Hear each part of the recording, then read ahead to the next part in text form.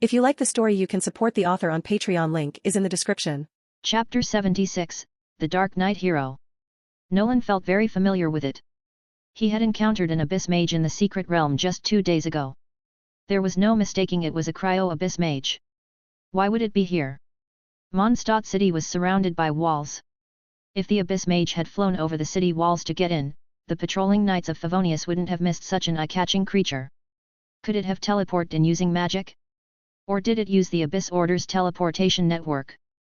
The teleportation range of Abyss Mages didn't seem too far. It was possible they could have been spotted by the knights if they had teleported near Mondstadt. So it must have used the teleportation network to get in. Was it here to gather intelligence? Or was it plotting some conspiracy? And it was hiding so strangely in the bushes. Were those furry ears sticking out really necessary? Why would the Abyss Order trust such a creature of questionable IQ? Nolan entered stealth mode, carefully controlling his footsteps as he approached silently. His right hand rested on the hilt of his dull blade +20, ready to draw it in an instant for a sneak attack. Damn it! I almost had it. Why did I get discovered? The green shrubbery trembled slightly, and the unique synthetic sound of monsters came from it. Indeed, it was an Abyss Mage. It seemed to have failed at something it was about to succeed at because someone had noticed it. Nolan was a bit curious now. What was the Abyss Order up to this time? Last time it was the remains of a demon god in the Secret Realm. Could they be making a direct move on Mondstadt itself now? It made sense for the Abyss Order to send scouts since Barbatos hadn't shown himself in Mondstadt for years. After all, their goal was to overthrow the nations ruled by the Seven Archon.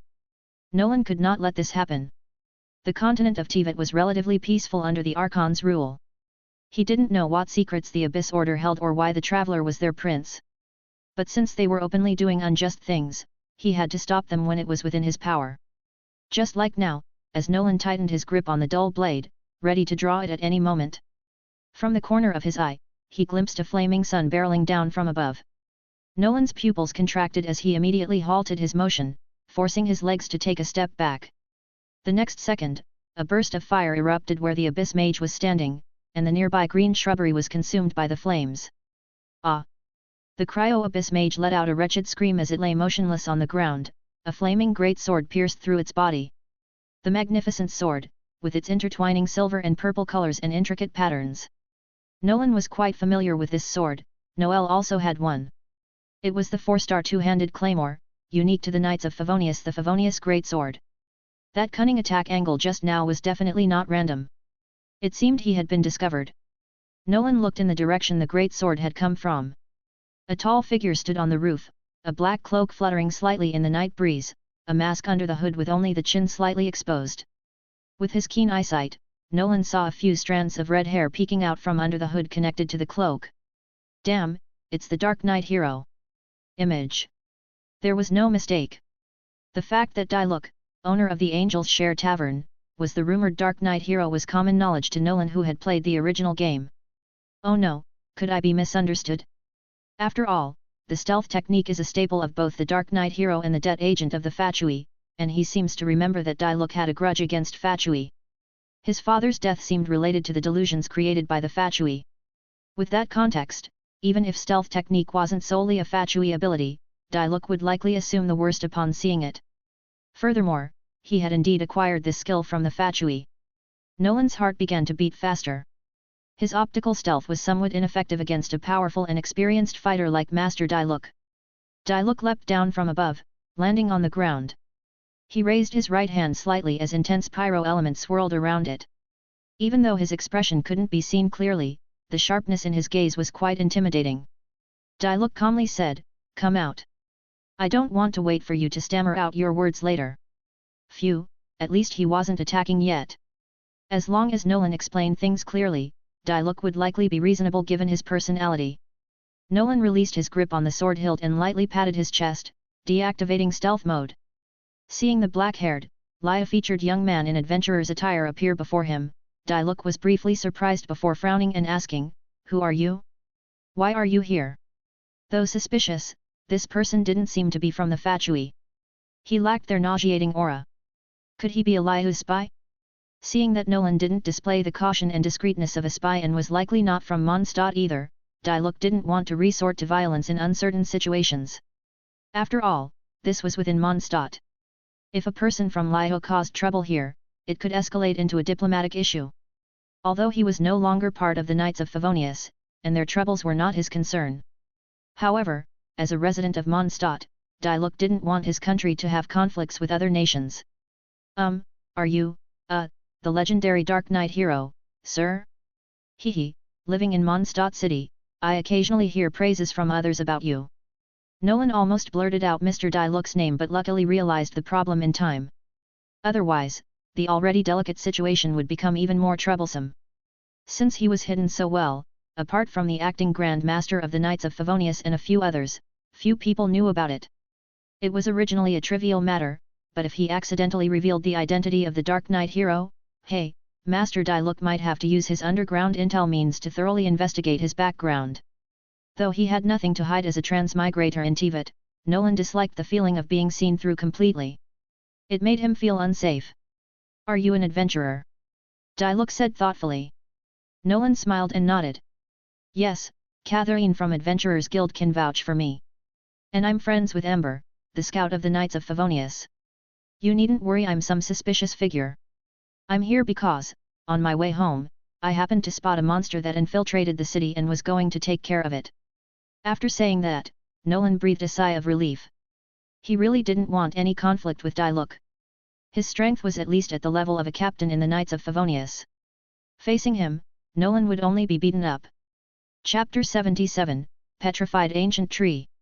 The Dark Knight hero, Diluc, rested his gloved right hand against his chin and pondered for a moment before calmly saying, I'll go confirm it. With that said, he walked over, casually swung the Favonius greatsword to dissipate it into particles, and stored it back in his vision. Leaving only a cool back profile for Nolan as he departed. Diluc's words actually put Nolan more at ease. The attitude he conveyed suggested that even if he did go to confirm, it would likely just involve a simple inquiry, without delving into investigating his background using underground intelligence networks. After all, a young adventurer who happened to be proficient in stealth wasn't worth much effort. Not to mention, he was friends with the scout of the Knights of Favonius, Ember. Back at home, Nolan prepared his elemental potions and arrows in his adventurer's backpack. He arranged the arrows in such a way that their fins could protrude from one side of the backpack for easy access. Unfortunately, the backpack had its limitations. Unlike arrows, potions couldn't be accessed as conveniently. During combat, he still needed to put down the backpack to use them, which was a bit troublesome. But there was no other way. He couldn't just strap them to his waist. If one accidentally broke, he would be hit by flames and lightning first. By keeping them in the backpack with appropriate cushioning measures, as long as he didn't intentionally smash them on the ground, there was no need to worry about this issue. 2 more days passed, and Nolan was waiting at the gate of Mondstadt. He had arrived early at the Adventurers Guild and was chatting casually with Catherine, who had no one else to attend to. With an elegant yet graceful smile, Catherine recounted various amusing and interesting stories about adventurers. Nolan found it all rather eye-opening, their adventures were so colorful. Catherine has developed good feelings towards you, obtained 120 affection points. Current affection level, LV.2, 120/200. After chatting with Catherine for a while, the affection increased slightly. Just then, Her Royal Highness Fischl and her familiar ounce appeared, followed shortly by Bennett. Humph, my attendants, greet this princess promptly upon her arrival. Fischl's hands, wrapped in black silk gloves, rested on the waist of her skirt as she slightly raised her fair chin and closed her eyes, revealing a proud smile. Ounce, flapping his nocturnal wings, relayed. The miss says she missed you dearly. Ounce, hold thy tongue. Fischl flushed slightly, glaring at her familiar. Judging by little Amy's blushing face, what Ounce said was probably true. It seems that there aren't many people who can get along with Fischl. Mainly because, as Princess of the Amernachtriuk, even with most of her power stripped upon descending to Teyvat, ordinary people still couldn't become her subjects. Only those who treat her with sincerity are eligible to be considered her friends, at least not someone who, after hearing her self-introduction, shows a strange expression but remains speechless. Oh, by the way, how have you been these past 2 days? Bennett rubbed his ash-blonde hair at the back of his head, his face beaming with joy and curiosity. Before the two could respond, he continued. I sold unused materials to the guild for Mora, then got my dad some new clothes. I also threw them a little birthday party. They pretended not to care, but I'd never seen them laugh so happily before, hee. The rest of the Mora I saved for their retirement. Judging by his enthusiasm to share, Bennett seemed to have had a very meaningful few days. Oh my, Sir Bennett truly possesses admirable qualities. Ounce the Raven praised generously. As expected of a warrior of the Amernachtriac. Fischl nodded in approval of his actions, then proudly declared, within just 3 short days and nights, this princess has explored many unknown worlds. In the near future, each one of them will be incorporated into the territory of the Evernight Kingdom. I heard that the Knights of Favonius Library recently acquired a batch of martial arts novels from Liu. Miss immediately rushed over to borrow them and has been spending all her time on them these days. Ounce, flapping his wings, relayed once again. I see, truly worthy of Her Highness. Nolan smiled and said, with your efforts, the days when the Evernight Kingdom reigns supreme in the world are surely not far off. Fischl has developed good feelings towards you, obtained 180 affection points. Current affection level, LV.5, 235/500. Expanding our territory is merely the inevitable process of achieving our ultimate goal. Fischl's soft lips curved into a slight smile. The ultimate goal? Nolan was a bit puzzled. Humph, that is to shoot down the world beast, Gesamtkunstwerk, that devours dreams. Fischl crossed her arms, pushing up her chest slightly in the black fishnet top to emphasize its soft, rolling curves. Catherine, at the adventurer reception desk, watched the 3 of them deep in conversation about conquering the world and couldn't help but smile helplessly. In the end, Nolan also shared that he had collected materials the previous day to prepare some elemental potions, and for the past 2 days, he had been busy taking on commissions to clear out monsters. They were all simple tasks involving slimes and ordinary hilly churls wandering near trade routes. The rewards were average, giving just over 800 Adventure Express, not even 1000. After all, they weren't formidable monsters. For substantial gains, the secret realm was still better. After briefly sharing their experiences, the 3 bid farewell to Catherine and once again left the city gates to enter the Thousand Wines Temple. There weren't many people in the camp, and it seemed that the exploration of the secret realm had reached its later stages. Adventurers were actively exploring inside, and it was said that someone had discovered traces of a petrified ancient tree in this secret realm. This further ignited the enthusiasm of adventurers. Even some severely injured adventurers who were lying down were eager to get up and explore the secret realm again upon hearing the news.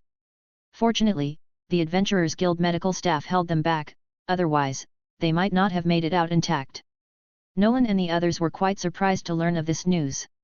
A petrified ancient tree was connected to the ley lines just like the blossoms of Revelation, and it was an even higher order existence. Finding it meant being able to activate it with original resin and obtain treasures originating from the ley lines. If they were lucky, they might even encounter legendary 5-star artifacts.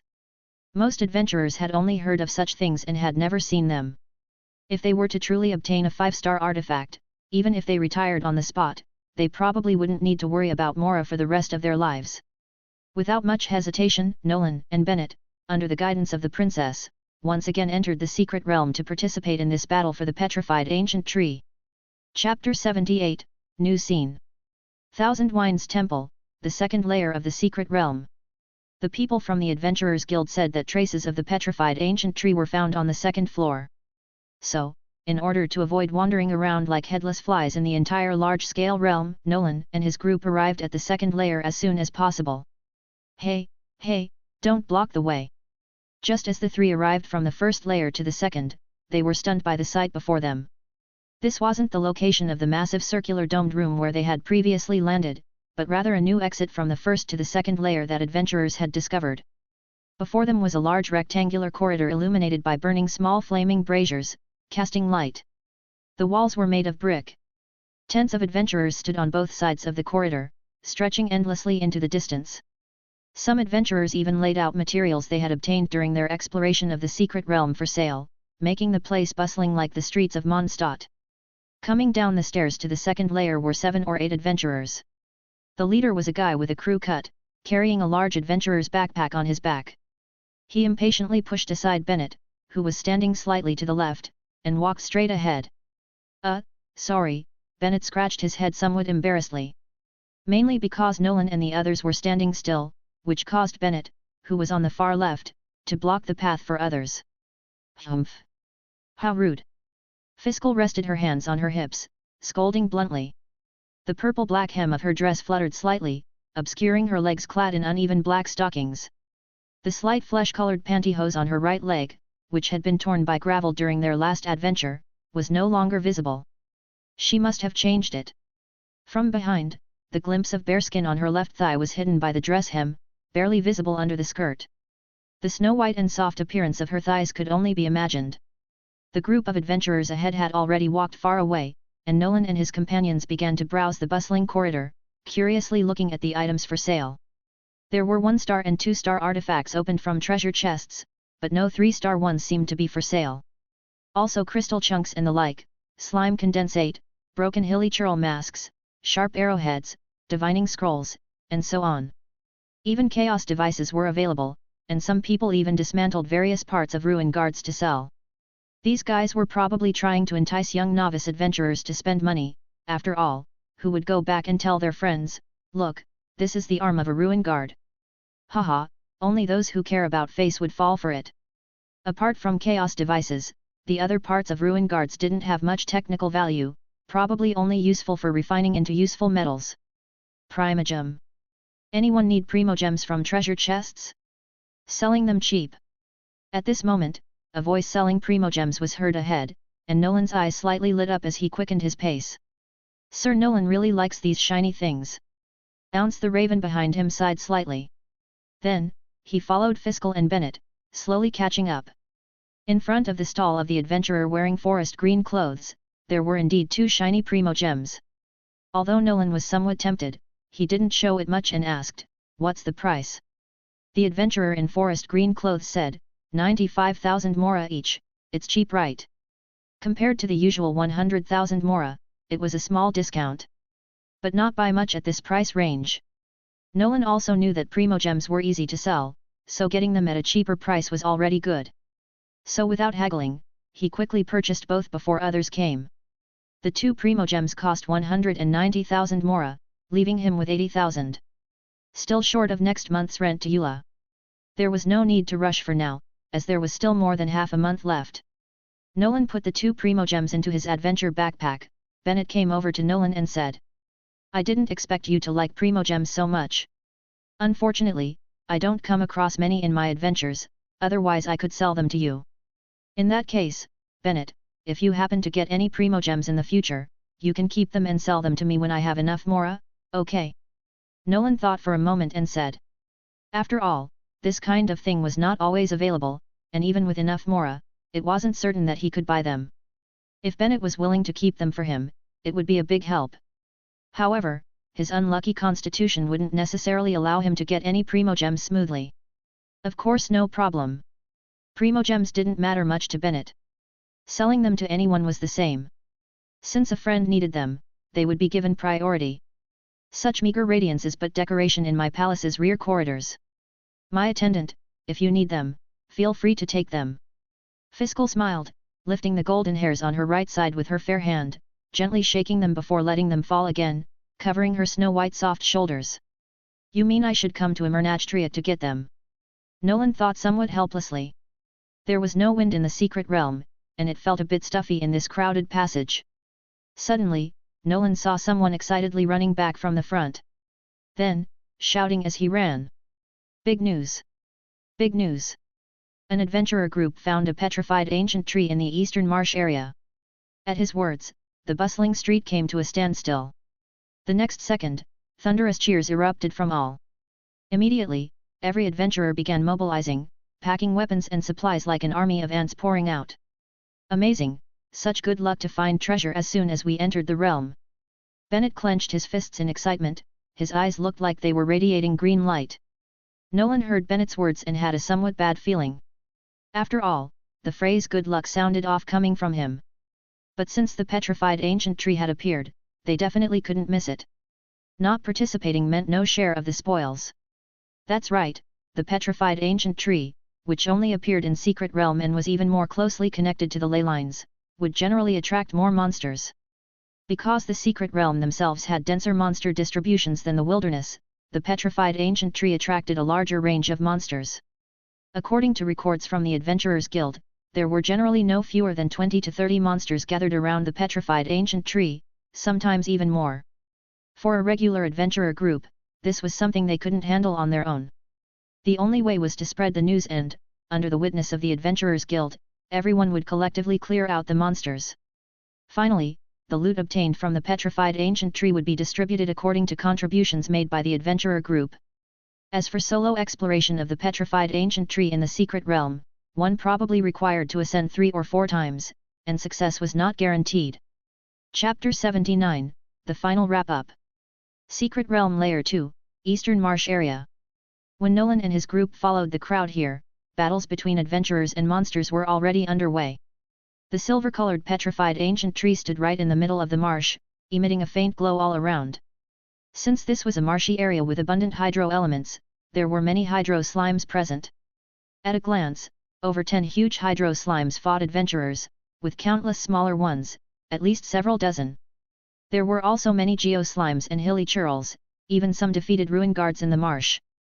It seemed that among the adventurers here, there were some very powerful individuals. Unlike humans, slimes as elemental life forms had a big advantage in the marsh, barely hindered by the muddy, soggy ground. Large hilly churl berserkers were fine, but smaller hilly churls struggled more. If they accidentally stepped into a larger marsh pit, they wouldn't need humans to deal with them, they would sink themselves, especially the charging hilly churls carrying torches. Their troublesome way of charging around swinging torches was of no use here. After running a few steps, they would be exhausted by the soft and soggy marsh ground. Although it was equally difficult for human adventurers, more and more people were gathering here, and sooner or later, they would emerge as the victors of this battle as long as nothing unexpected happened. Raging flame, pierce through. A loud roar rang from the battlefield, drawing many gazes. Nolan also looked over. The bald, square-faced young adventurer from before reappeared, the one Fischl had called rude.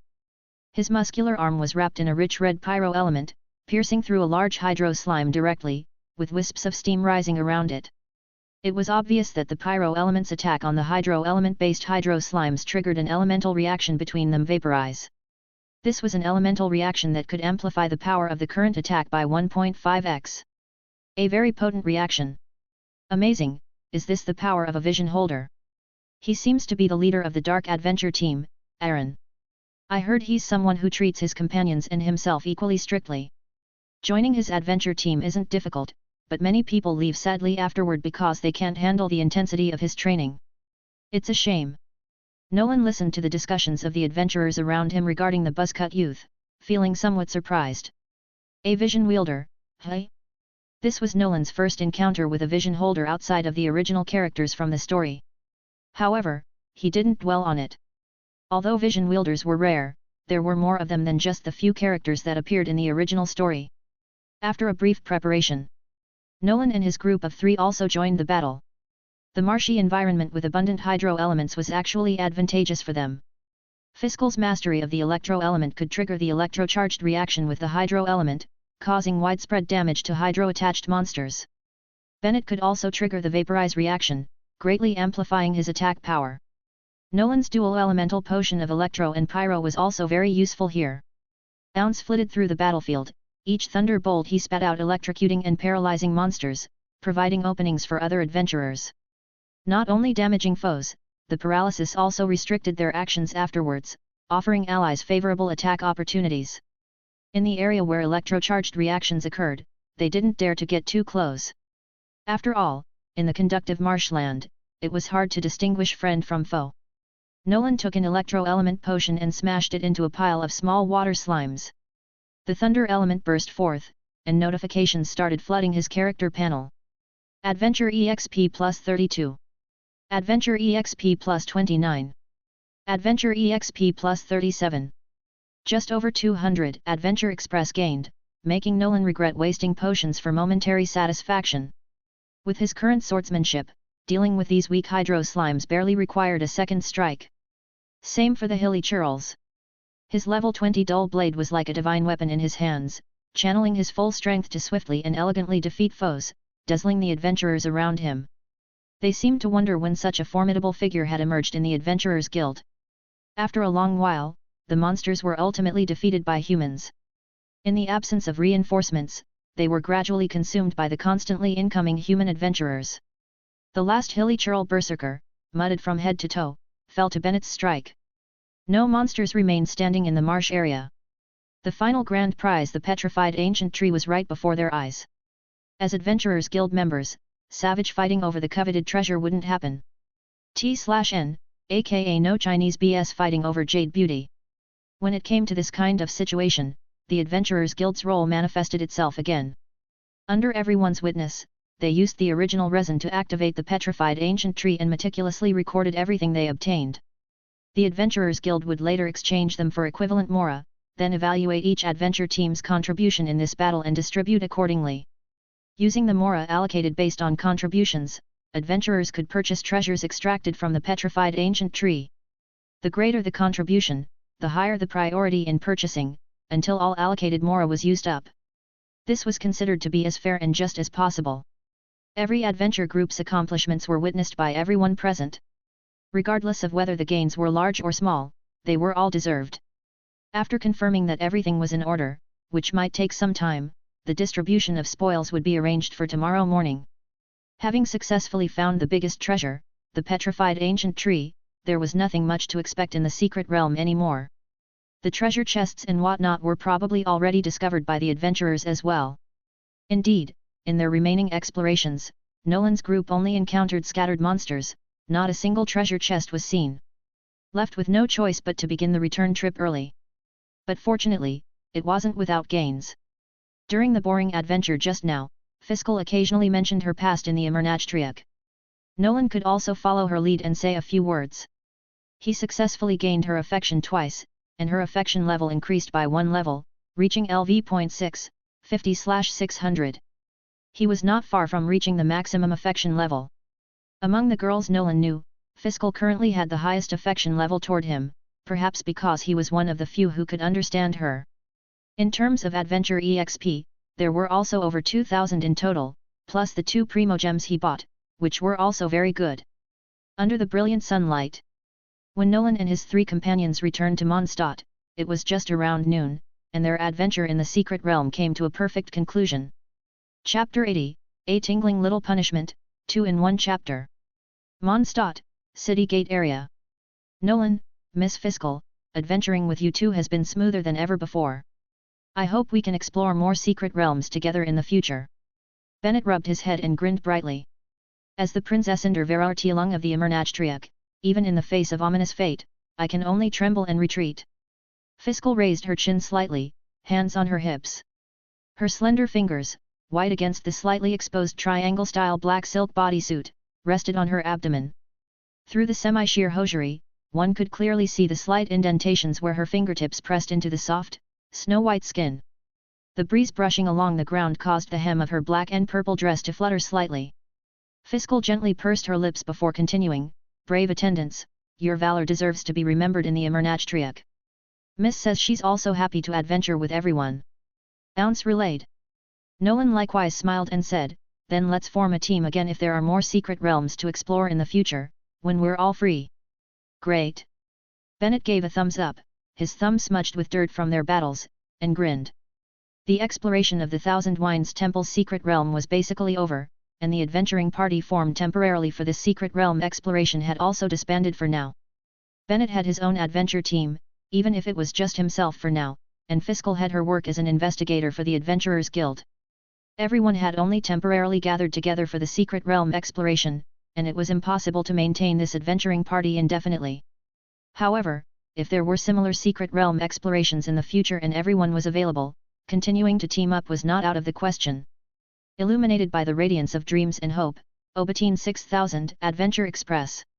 On his way back home, Nolan used the 2 primogems he had bought, bringing his Adventure EXP up to over 8,000. He pondered how to use it. First, he needed to level up, but before that, he could allocate some Adventure EXP to max out the Favonius Swordsmanship, Royal that he learned from Mula. Adventure EXP -1700. Favonius Swordsmanship, Royal LV8, 0/800. Favonius Swordsmanship, Royal LV10, Flickering Candlelight. It was the familiar process again, new knowledge and techniques about Favonius swordsmanship, royal appeared in his mind, which he slowly absorbed and transformed into instinctive experience. The extraordinary trait Flickering Candlelight unlocked at max level was, like the previous skills, an amplification of the skill's innate characteristics to extraordinary levels. The characteristic of Favonius swordsmanship, royal, was integrating the dance steps of sacrificial ceremony, Act 3, Flickering Candlelight, to make the swordsmanship as fluid as a dance, with power following the heart's lead. Every sword swing could perfectly coordinate with every part of the body, orderly and without any mistakes in exerting force. Perhaps this was why Eula's swordsmanship appeared so gentle and elegant. After upgrading his swordsmanship, Nolan had over 6,300 Adventure EXP left, just enough to level up to level 24. Adventure EXP, 6,278. LV21, 322/2100. LV24, 0/2400. The instant his level increased, Nolan felt every cell in his body wrapped in warmth, like the morning sun, a gentle breeze, like a girl's soft embrace. He remembered back in the secret realm, when he had tackled Fischl to the ground to protect her from the ruin hunter's attacks. His face had been buried in her belly, and he'd even had some trouble breathing. Although it wasn't very proper, it still counted as experiencing a girl's warm embrace. Name, Nolan Walker. Level, LV24, 0/2400. Race, human. Title, none. Innate talent, entangling affection. Skills, Favonius Hunter's Archery LV.10, Advanced Stability/Silent Shadow, Favonius Swordsmanship, Royal LV.10, Flickering Candlelight, Stealth Assassination LV.4, 0/400, Martial Arts LV.2, 0/200, Favonius Swordsmanship, Fundamentals LV.1, 1/100. Specialties, Descender, Maiden Savior, Monster Slayer, Abundant Life. Adventure EXP, 69. Looking at the character panel that had changed quite a bit, Nolan felt a slight sense of nostalgia as his Adventure EXP were once again depleted. But he didn't feel any regret. After all, Adventure EXP didn't disappear, they just transformed into a better form to accompany him. With his slightly hungry stomach, Nolan quickened his pace on the way home. When Nolan approached the gate of his home on Valberry Street, he was somewhat surprised to see a woman wearing a deep blue pointed witch's hat standing in front of the iron railings. Looking at her side, a name popped up in Nolan's mind, Lisa. The librarian of the Knights of Favonius, a graceful lady with a lazy elegance and a mind full of books. A few days ago, when he had borrowed the skill books Favonius Swordsmanship, Fundamental, and Favonius Archery, Fundamental, she was the one who had registered them at the library. So why would Miss Lisa come here? He didn't think they had interacted much yet. Was it about the books? Suddenly, Nolan seemed to realize something and stopped in his tracks, then swallowed nervously as his body tensed up. Having played Genshin Impact before, although he wasn't a lore enthusiast, he still had some knowledge about the storyline and character backgrounds. For example, this librarian Miss Lisa, she did indeed have a lazy and troublesome avoiding attitude towards life. Even the task of preparing potions for herself, she would delegate to Kea, the cavalry captain of the Knights of Favonius. Sometimes, she would even let the acting Grand Master Jean, who went for a morning run with Ember, bring back breakfast for her while she continued sleeping. But when it came to matters concerning books, Miss Lisa would personally handle them. Only in this way could she be at ease. So now, if someone was late returning borrowed books, it made sense for the librarian to come looking for them. And that meant things weren't looking good. Bothering her like this would surely lead to a scolding.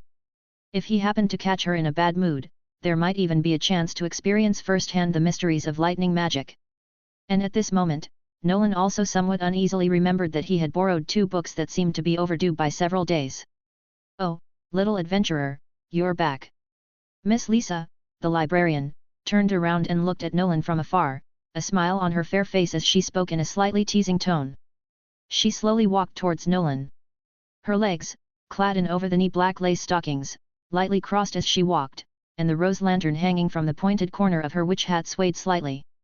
The rhythm set by her shiny black high heels felt like stepping on his heart, leaving Nolan uncertain about what Lisa intended to do. He instinctively took a step back with his right foot and said, Miss Lisa, are you here to retrieve the borrowed books? It's not necessary to trouble yourself, I can return them later, right?" "Oh? Just realized you need to return them now? Isn't it a bit too late for that?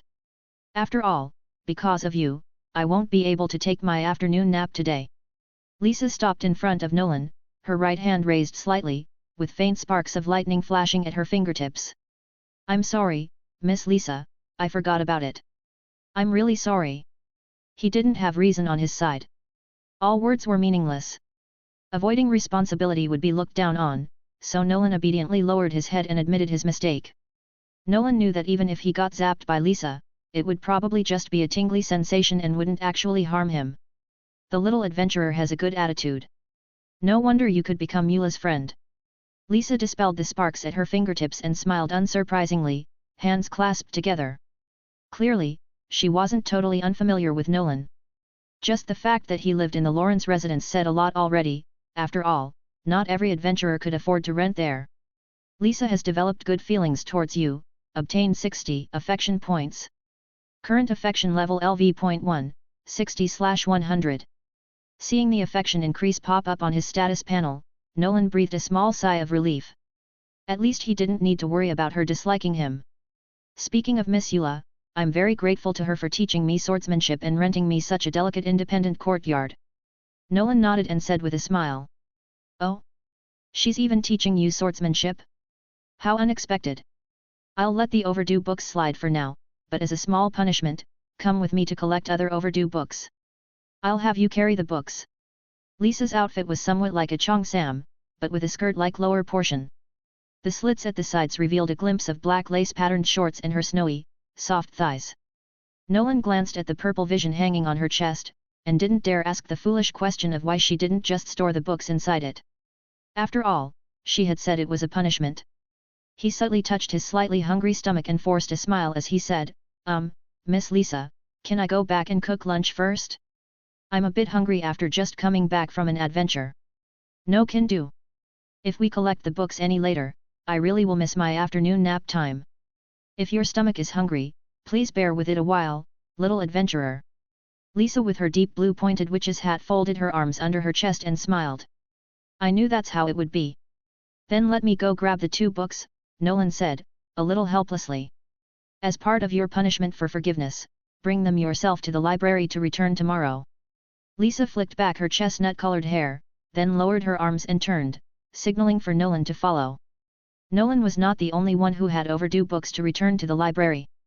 He was just the first person to be visited by Lisa, there were 5 more people she needed to visit. It seemed that there were quite a few book lovers in Mondstadt. Lisa brought Nolan to the blacksmith's first. At first, he thought it was Wagner who had borrowed books, since he was so busy with work that forgetting to return them was possible. It turned out, somewhat unexpectedly, that it was Schutz who had borrowed a huge pile of smithing-related books. Then he didn't have time to read them, and didn't even know the due date had passed.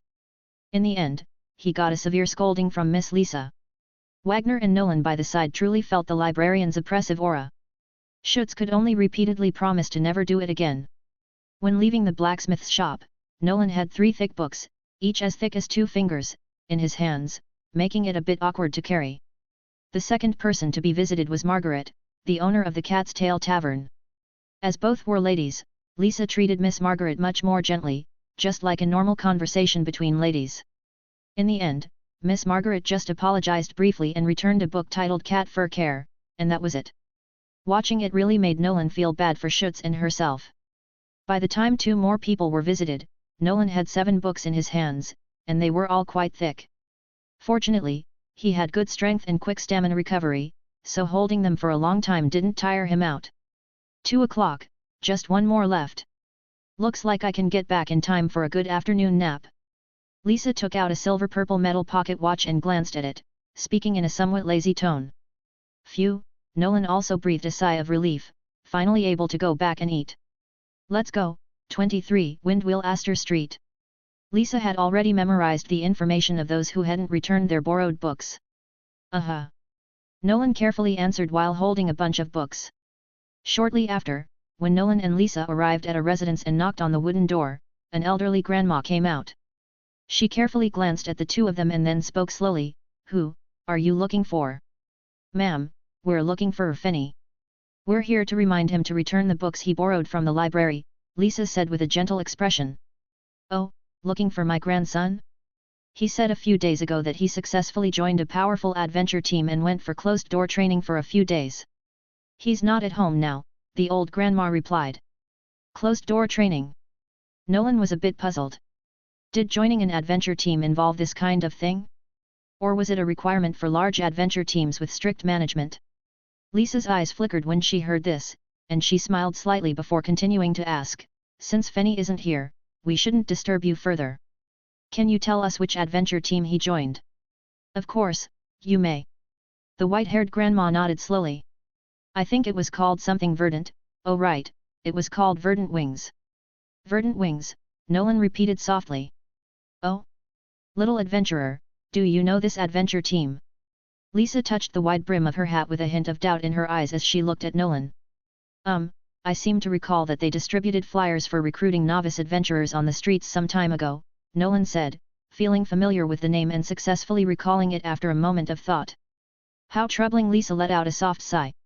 Just now I sensed a little, and discovered the borrowed book isn't here at all. She had placed elemental markers on every book in the Knights of Favonius library, so it wasn't difficult to sense their locations. Little adventurer, let's go. Let's go get the book back.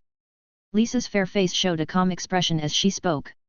Chapter 81, Diary, 2 in 1 chapter. Mondstadt City, East District. The newcomer adventurer named Fenny probably didn't keep the borrowed books at home, but carried them along with his luggage when he went for the closed-door training with the Verdant Wings adventure team. In this way, with the elemental markers on them, Miss Lisa, the librarian, easily found its location. It was at the residence of the Verdant Wings adventure team in Mondstadt. How magnificent it is! Lisa raised the chestnut-colored tips of her hair, tied with a blue rose hairband on the left side, and smiled slightly on her fair face. Appearing in front of Nolan and Lisa was a large grey building with golden wing patterns painted on the brick walls, looking somewhat luxurious. It can only be said that it is worthy of being a large adventure team with dozens of people. Are you two here for something? When Nolan and Lisa approached the gate of the building, they were stopped by two youths dressed as adventurers. Oh, a little guy named Fenny in your adventure team borrowed a book from the library and has been overdue for several days. Please let him know to return it. Lisa crossed her arms around her chest, and a faint smile appeared on her fair face under the brim of her witch's hat. Returning books. One of the brown-haired young adventurers seemed to have heard something funny and said, I thought it was something important. It's just a book. Is it necessary to go through all this trouble to come here? That's right, we have rules in our adventure team. New adventurers like Fenny need to undergo a period of closed-door training to learn various wilderness survival skills. We don't have time to meet with you. Another young adventurer said with a helplessly expression. Surely you can spare a little time just to return a book. I can't accept such an excuse. The brim of her hat slightly shadowed her smile, as she spoke. Hey, guys, have you ever been to the Knights of Favonius library? Can't you recognize this beautiful lady standing in front of you? Nolan clearly felt that the mood of the rose witch beside him was a little bad. How about this, Fenny the newbie really doesn't have time. How much does the book he borrowed cost? We'll buy it with Mora. The young adventurer with short brown hair, who initially wanted to dismiss Nolan and Lisa, suddenly noticed the purple vision hanging on Lisa's chest. Although it may just be an accessory, just to avoid trouble for the adventure team, he forcibly restrained his originally arrogant and unruly personality. If it was just an ordinary vision holder, it would be fine, but if they caused trouble for their Verdant Wings, they might not get away with it. But when the vision holder, a woman, and a book were combined, it would inevitably be associated with the librarian of the Knights of Favonius. If the secrets of the adventure team were noticed by the Knights of Favonius just because of some unknown damn book, he would definitely be screwed. Buy it? Sorry, books from the Knights of Favonius library are not for sale. Lisa raised her hand slightly, stroked her soft lips with the back of her fingers, and then the green pupils seemed to flash as she said. Oh my, it seems you don't want us to see the young Fenny for some reason. Why is that? I told you, he doesn't have time. He has to complete the training. Why don't you come back in a few days? Another member of the Verdant Wings adventure team heard the mention of the Knights of Favonius and looked cautious, but still spoke in an impatient tone. Are they still struggling with this reason? What closed-door training? This lie might work on the old folks, but to real adventurers, it's full of loopholes. For adventurers, there is no more effective training than hands-on exploration in the wilderness. After all, as long as you don't go too far from Mondstadt and avoid dangerous places, you basically won't encounter any danger. How troublesome! Although I'm just a civilian staff member of the Knights of Favonius, I can't ignore some potential dangers. With her long legs wrapped in lace-trimmed thigh-high stockings, Lisa took a step forward, her fingertips under the black gloves flashing with lightning. She didn't mean to attack, she just wanted to scare them a little to see if they would reveal anything. Bastard, what are you trying to do? As expected, the two Verdant Wings adventurers, a little overly nervous, took a step back and raised their single-handed swords they carried with them, while being cautious. The Knights of Favonius librarian was completely forgotten by them, they were not fools, and it was obvious that these two had discovered something. At this moment, the others inside the residence also noticed the anomaly outside, and two relatively mature middle-aged adventurers came out, also armed. Now, the abnormality shown by the Verdant Wings was already obvious. After all, knowing that the other side was from the Knights of Favonius, yet still launching an attack without hesitation, something was definitely off. They must have some secret they were willing to offend the Knights of Favonius to protect. Hehe, time for some electrocuting. Before their attack arrived, countless lightning bolts shot out from Lisa's fingertips, flickering like thunder in a rainy sky. In an instant, the four were enveloped, and strange, slightly erratic screams immediately rang out. Lisa clearly controlled the strength of the attack, just causing them to faint and temporarily lose their ability to resist. Looking at their miserable state, Nolan felt a tingling sensation all over his own body as well. Let's go, little adventurer, we'll go in and see what these guys are up to. Sigh, I just came out to collect a book, why do I always run into trouble? Lisa's snow-white arm under the purple shawl was folded slightly, cushioned on the soft undulating curves wrapped in the white fabric. Miss Lisa, is it just us two? Should we notify the knights first? It wasn't that Nolan doubted Lisa's ability to deal with an adventure team. He was worried about getting caught up in it himself. After all, he was only level 24, having just ascended once. With two maxed out skills and their extraordinary attributes, he could probably handle people at level 30 or even 40 who hadn't ascended a second time yet. But the Verdant Wings was a large adventure team after all, with dozens of people. It was unlikely they didn't have at least 2 or 3 powerful characters leading the team. So in all likelihood, they probably had people who had level 40 plus. To play it safe, it would be best to notify the knights first. Oh little adventurer, aren't you underestimating me a bit too much? Stepping into the grey building, the slightly raised heel revealed a clear and gentle ankle curve under the tight black lace-trimmed thigh-high stockings. The deep blue skirt tail, lifted by the calf, was more like the swaying sea. How could I? Although Nolan didn't know Lisa's exact strength, she definitely wouldn't be weaker than the captain-level figures of the Knights of Favonius, maybe even stronger. I'm just a little worried that I might hold Miss Lisa back, he added somewhat embarrassedly. I guess so. Under the pointed witch hat, Lisa's fair face showed a faint smile. If there's any trouble later, I'll leave it to you, little adventurer. Me? Nolan doubted if he had misheard. Could he really solve this situation? Hehe, don't worry, I'll give you my blessing. Don't you want to show off your power in front of your big sis? Lisa's left hand curled up, gently stroking the chestnut tip of her side ponytail, her gaze towards Nolan carrying a hint of cunningness. Nolan's gaze lightly touched hers and then moved away. He did find it a bit difficult to deal with such a gaze and could only nod his head. Hopefully the blessing Lisa spoke of would be more powerful later if a conflict occurred. Lisa has developed good feelings towards you, obtained 80 affection points. Current affection level, LV2, 40/200. Hehe, what big sis hates most is all kinds of trivial, annoying matters. If you do well, I'll prioritize you for any commissions I have in the future. The rewards will be especially generous. Lisa's electrovision pressed into the soft, snowy skin on her chest, leaving it slightly concave. Her face still wore a smile as she spoke. You just want to find an errand boy, don't you? Nolan thought to himself speechlessly. Of course, Nolan didn't refuse. After all, this was a great opportunity to continuously gain Lisa's affection.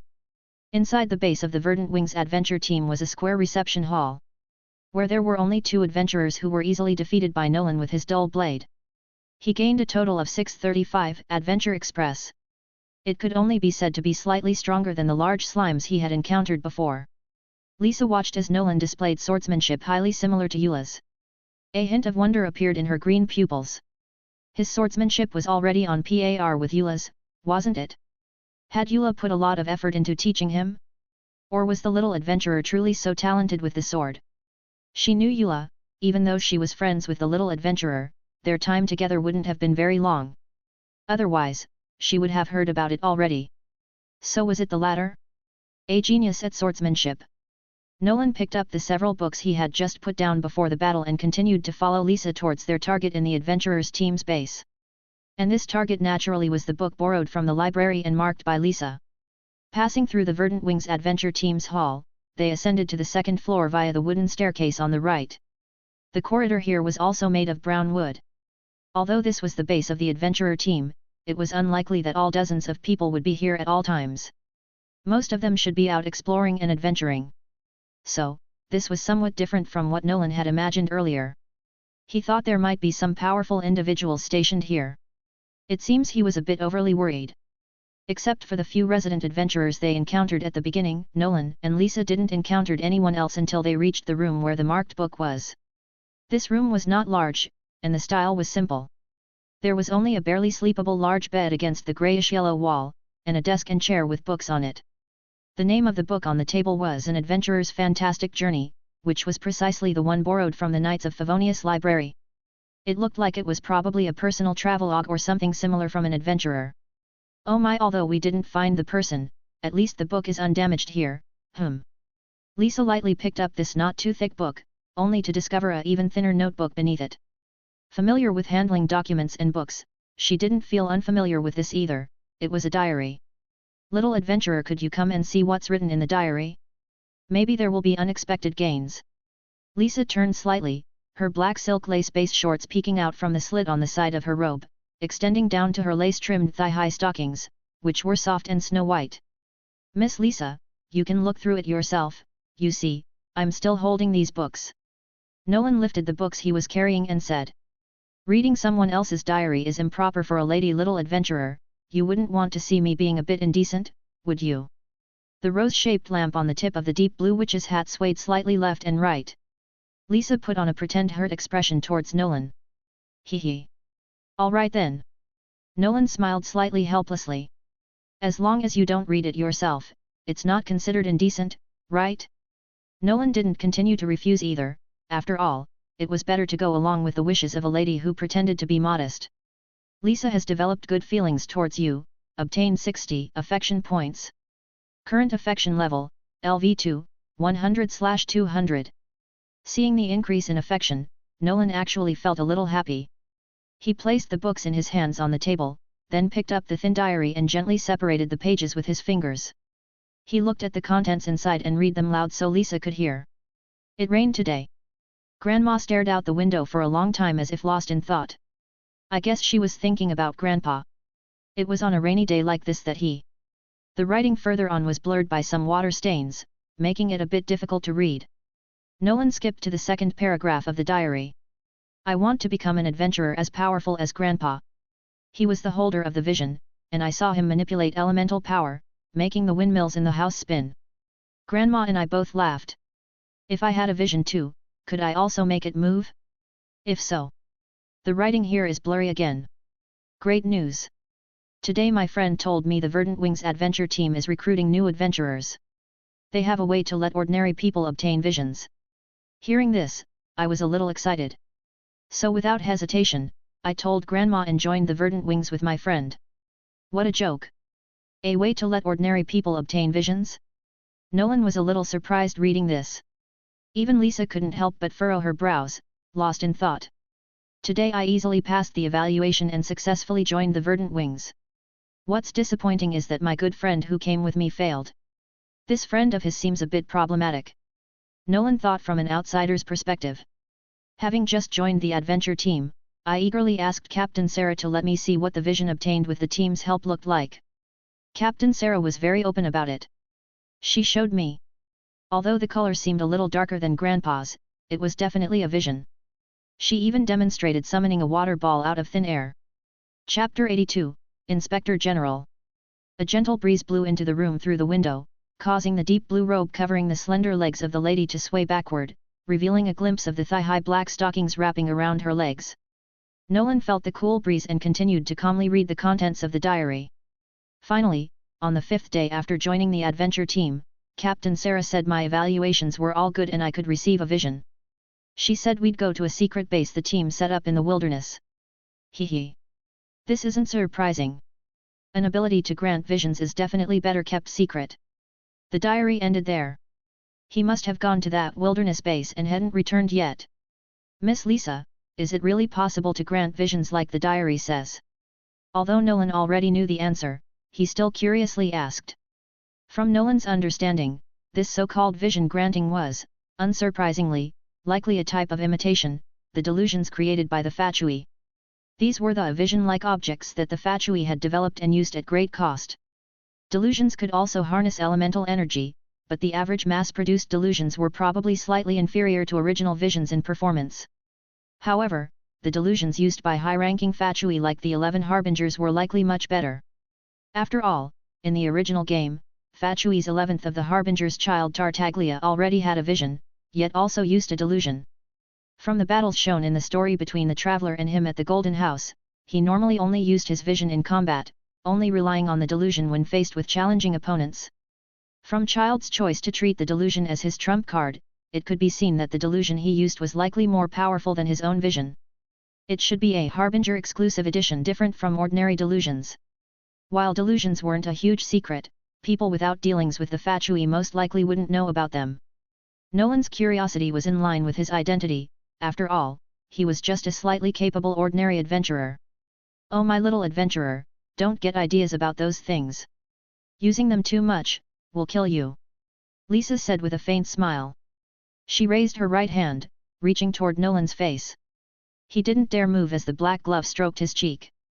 The texture of the fabric brushing his skin made him feel a little itchy. Then came the sharp crackling of electricity right by his ear. Lightning flashed behind him and agonized groans rang out, but they didn't come from him. Nolan quickly moved closer to Lisa, his gaze shifting to the original location, where a Fatui's debt agent was kneeling halfway on the ground, wearing a hooded cloak. He was still holding a sharp sacrificial knife. This guy had stealthily approached Nolan from behind without him noticing at all. Although he also knew the stealth assassination technique, it didn't give him any extra awareness toward others using the skill. It took him a while before sensing an odd feeling in his surroundings and guessing someone was stealthed behind him. This Fatui agent was definitely much stronger than him in combat. Nolan thought with some lingering fear. Luckily the formidable Miss Lisa was here. Humph, looks like we've caught the main culprit. Lisa's soft lips curled slightly. Caught? That's a bit too arrogant. Despite the paralyzing and searing pain from the electro attacks, the debt collector forced himself up, slashing with the sacrificial knife as if to split the space itself. But even though his strength was considerable, the paralysis in his body slowed down his movements significantly. Nolan drew his sword, and the steel blade clashed with the sacrificial knife with a ding sound, then immediately bounced off each other. The debt agent's strength seemed to be on par with Nolan's, even in the situation where his body was paralyzed by Lisa's electricity. It can only be said that he truly lived up to being a close combat elite. Generally speaking, Nolan had the advantage in physical fitness during battles. Because every time he leveled up, he could strengthen his body, a result that ordinary people could only achieve through lengthy training. Of course, people in the Teyvat continent would also significantly enhance their bodies during ascensions. Although Nolan's strengthening with each level up wasn't as impactful as their single ascension effect, the cumulative strengthening from level 1 to 20 was much more powerful than what they achieved by reaching level 20 and then ascending once. In summary, judging from this, the debt collector's strength should be at the second ascension. But most likely, he hadn't yet undergone the third ascension, otherwise, even if paralyzed by electricity, Nolan might not have been able to withstand that blow. However, even if he managed to block it, it wouldn't matter much, as the debt agent's task didn't primarily rely on physical prowess. After the debt agent's strike was blocked, the slightly purplish sacrificial knife suddenly burst into red flames, distorting the surrounding air. Another slash came through the air. Nolan, relying on his superb swordsmanship, mobilized the power of his entire body, using the sword as a pivot to gently divert the force coming from the debt agent's blade to the side. What? Heston, the Fatui's debt agent and inspector general, was slightly surprised. This slash, imbued with pyro-elemental energy, was actually blocked by what seemed to be an ordinary young adventurer using regular swordsmanship? A chance. Taking advantage of his momentary distraction, Nolan's 3-foot-long dull blade, like a silver serpent, sliced toward the dead agent's neck. In this disadvantaged situation, Nolan wouldn't show mercy just to interrogate him for information. Heston looked at the glinting tip of the sword, his pupils slightly contracting under the black mask. His leg muscles tensed as he jerked his head back to dodge. But due to the lingering paralysis from the electrocution, his body was still somewhat numb. He only felt a brief coolness on his neck before the wetness of the liquid. Having dodged to the wall, Heston leaned back against it, panting. He touched his throat and saw his leather glove completely stained red with blood. The skin of his throat had been cut, stinging slightly from the exposure to air. Uncontrollable fury surged into Heston's mind. He, an inspector of the Fatui, had actually been wounded by some brat. Phew, Heston took a deep breath to calm his emotions. It wasn't impulse that allowed him to sit in this position. That was in addition to his loyalty to Her Majesty, it was also because he could maintain his composure and take rational action in a crisis. Those lacking this quality were not far from being buried in a foreign land. It wouldn't be hard for Heston to deal with the brat. But there was also the librarian of the Knights of Favonius here who could easily detect him even stealthed and incapacitate him with a light electrocution. Heston knew he had to find a way to retreat now, or he would likely perish here. Chapter 83, Magic Blessing, Lighting Rose. Seeing the dead agent not far away in the room, Nolan didn't make the first move without certainty, lest he expose an opening and get countered. After all, he had just successfully dodged that sword strike, only sustaining a minor cut. Not bad dealing with him, little adventurer, but it'll still take a bit more to decide the victor. Lisa pursed her lips slightly, smiling as she spoke. She hadn't expected the young adventurer to give her a slight surprise. After all, the strength of this dead agent was not to be underestimated. Though it was also because she had shocked him beforehand. She raised the hand wearing the black glove to her chest, gently flipping her palm upwards.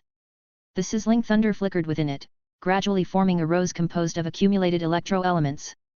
Since that's the case, let Big Sister give you a little blessing. Lisa gently patted the lighting rose on the young adventurer's back. A numb, tingling sensation instantly spread through Nolan's body, not painful yet still making him tingle. Lasting less than a second, the tingling sensation gathered into his right hand, holding the dull blade +20, before gushing forth. The dull blade was suddenly covered in flickering, dancing currents of lightning. This is... Nolan looked in astonishment at the electro-element-infused dull blade. He also felt that his body seemed to have become lighter. It's a magical blessing from your big sis. It can imbue your one-handed sword with electro for a long time, increasing its power considerably. Consider it a small achievement in my magical research. Lisa's fair arms crossed slightly over her chest as she explained with her lips slightly parted, moving up and down. I see, magic. Nolan nodded in understanding. The magic Lisa wielded was different from the ancient magics of the Abyss mages that could directly control elemental energy. It was more like research and experimentation on various ways and the essence of manipulating elemental power, without directly controlling it. And when the vision appeared in her hands, it was like obtaining a key to unleash elemental power from the theoretical knowledge gate. Creating such a minor magic wasn't hard for Lisa, a once-in-2 centuries genius of Sumeru academia. Go on, don't disappoint big sis now. Lisa said smilingly behind an upraised hand. On the other side, when Inspector General Heston, the dead agent, noticed that Nolan seemed to have become more formidable, he re-entered stealth mode and ran towards the window before either of them could react. Since it was clear that he couldn't defeat the Knights of Favonius librarian, it was time to retreat. At the same time, what puzzled Heston was why their cooperation with the Verdant Wings adventure team had been very covert. Why the sudden visit? The Verdant Wings' outward behavior was also normal. They didn't even have a strong attitude towards the new adventurers they recruited. Before officially leaving Mondstadt for their base, they had carefully and cautiously deceived the newcomers to avoid arousing suspicion.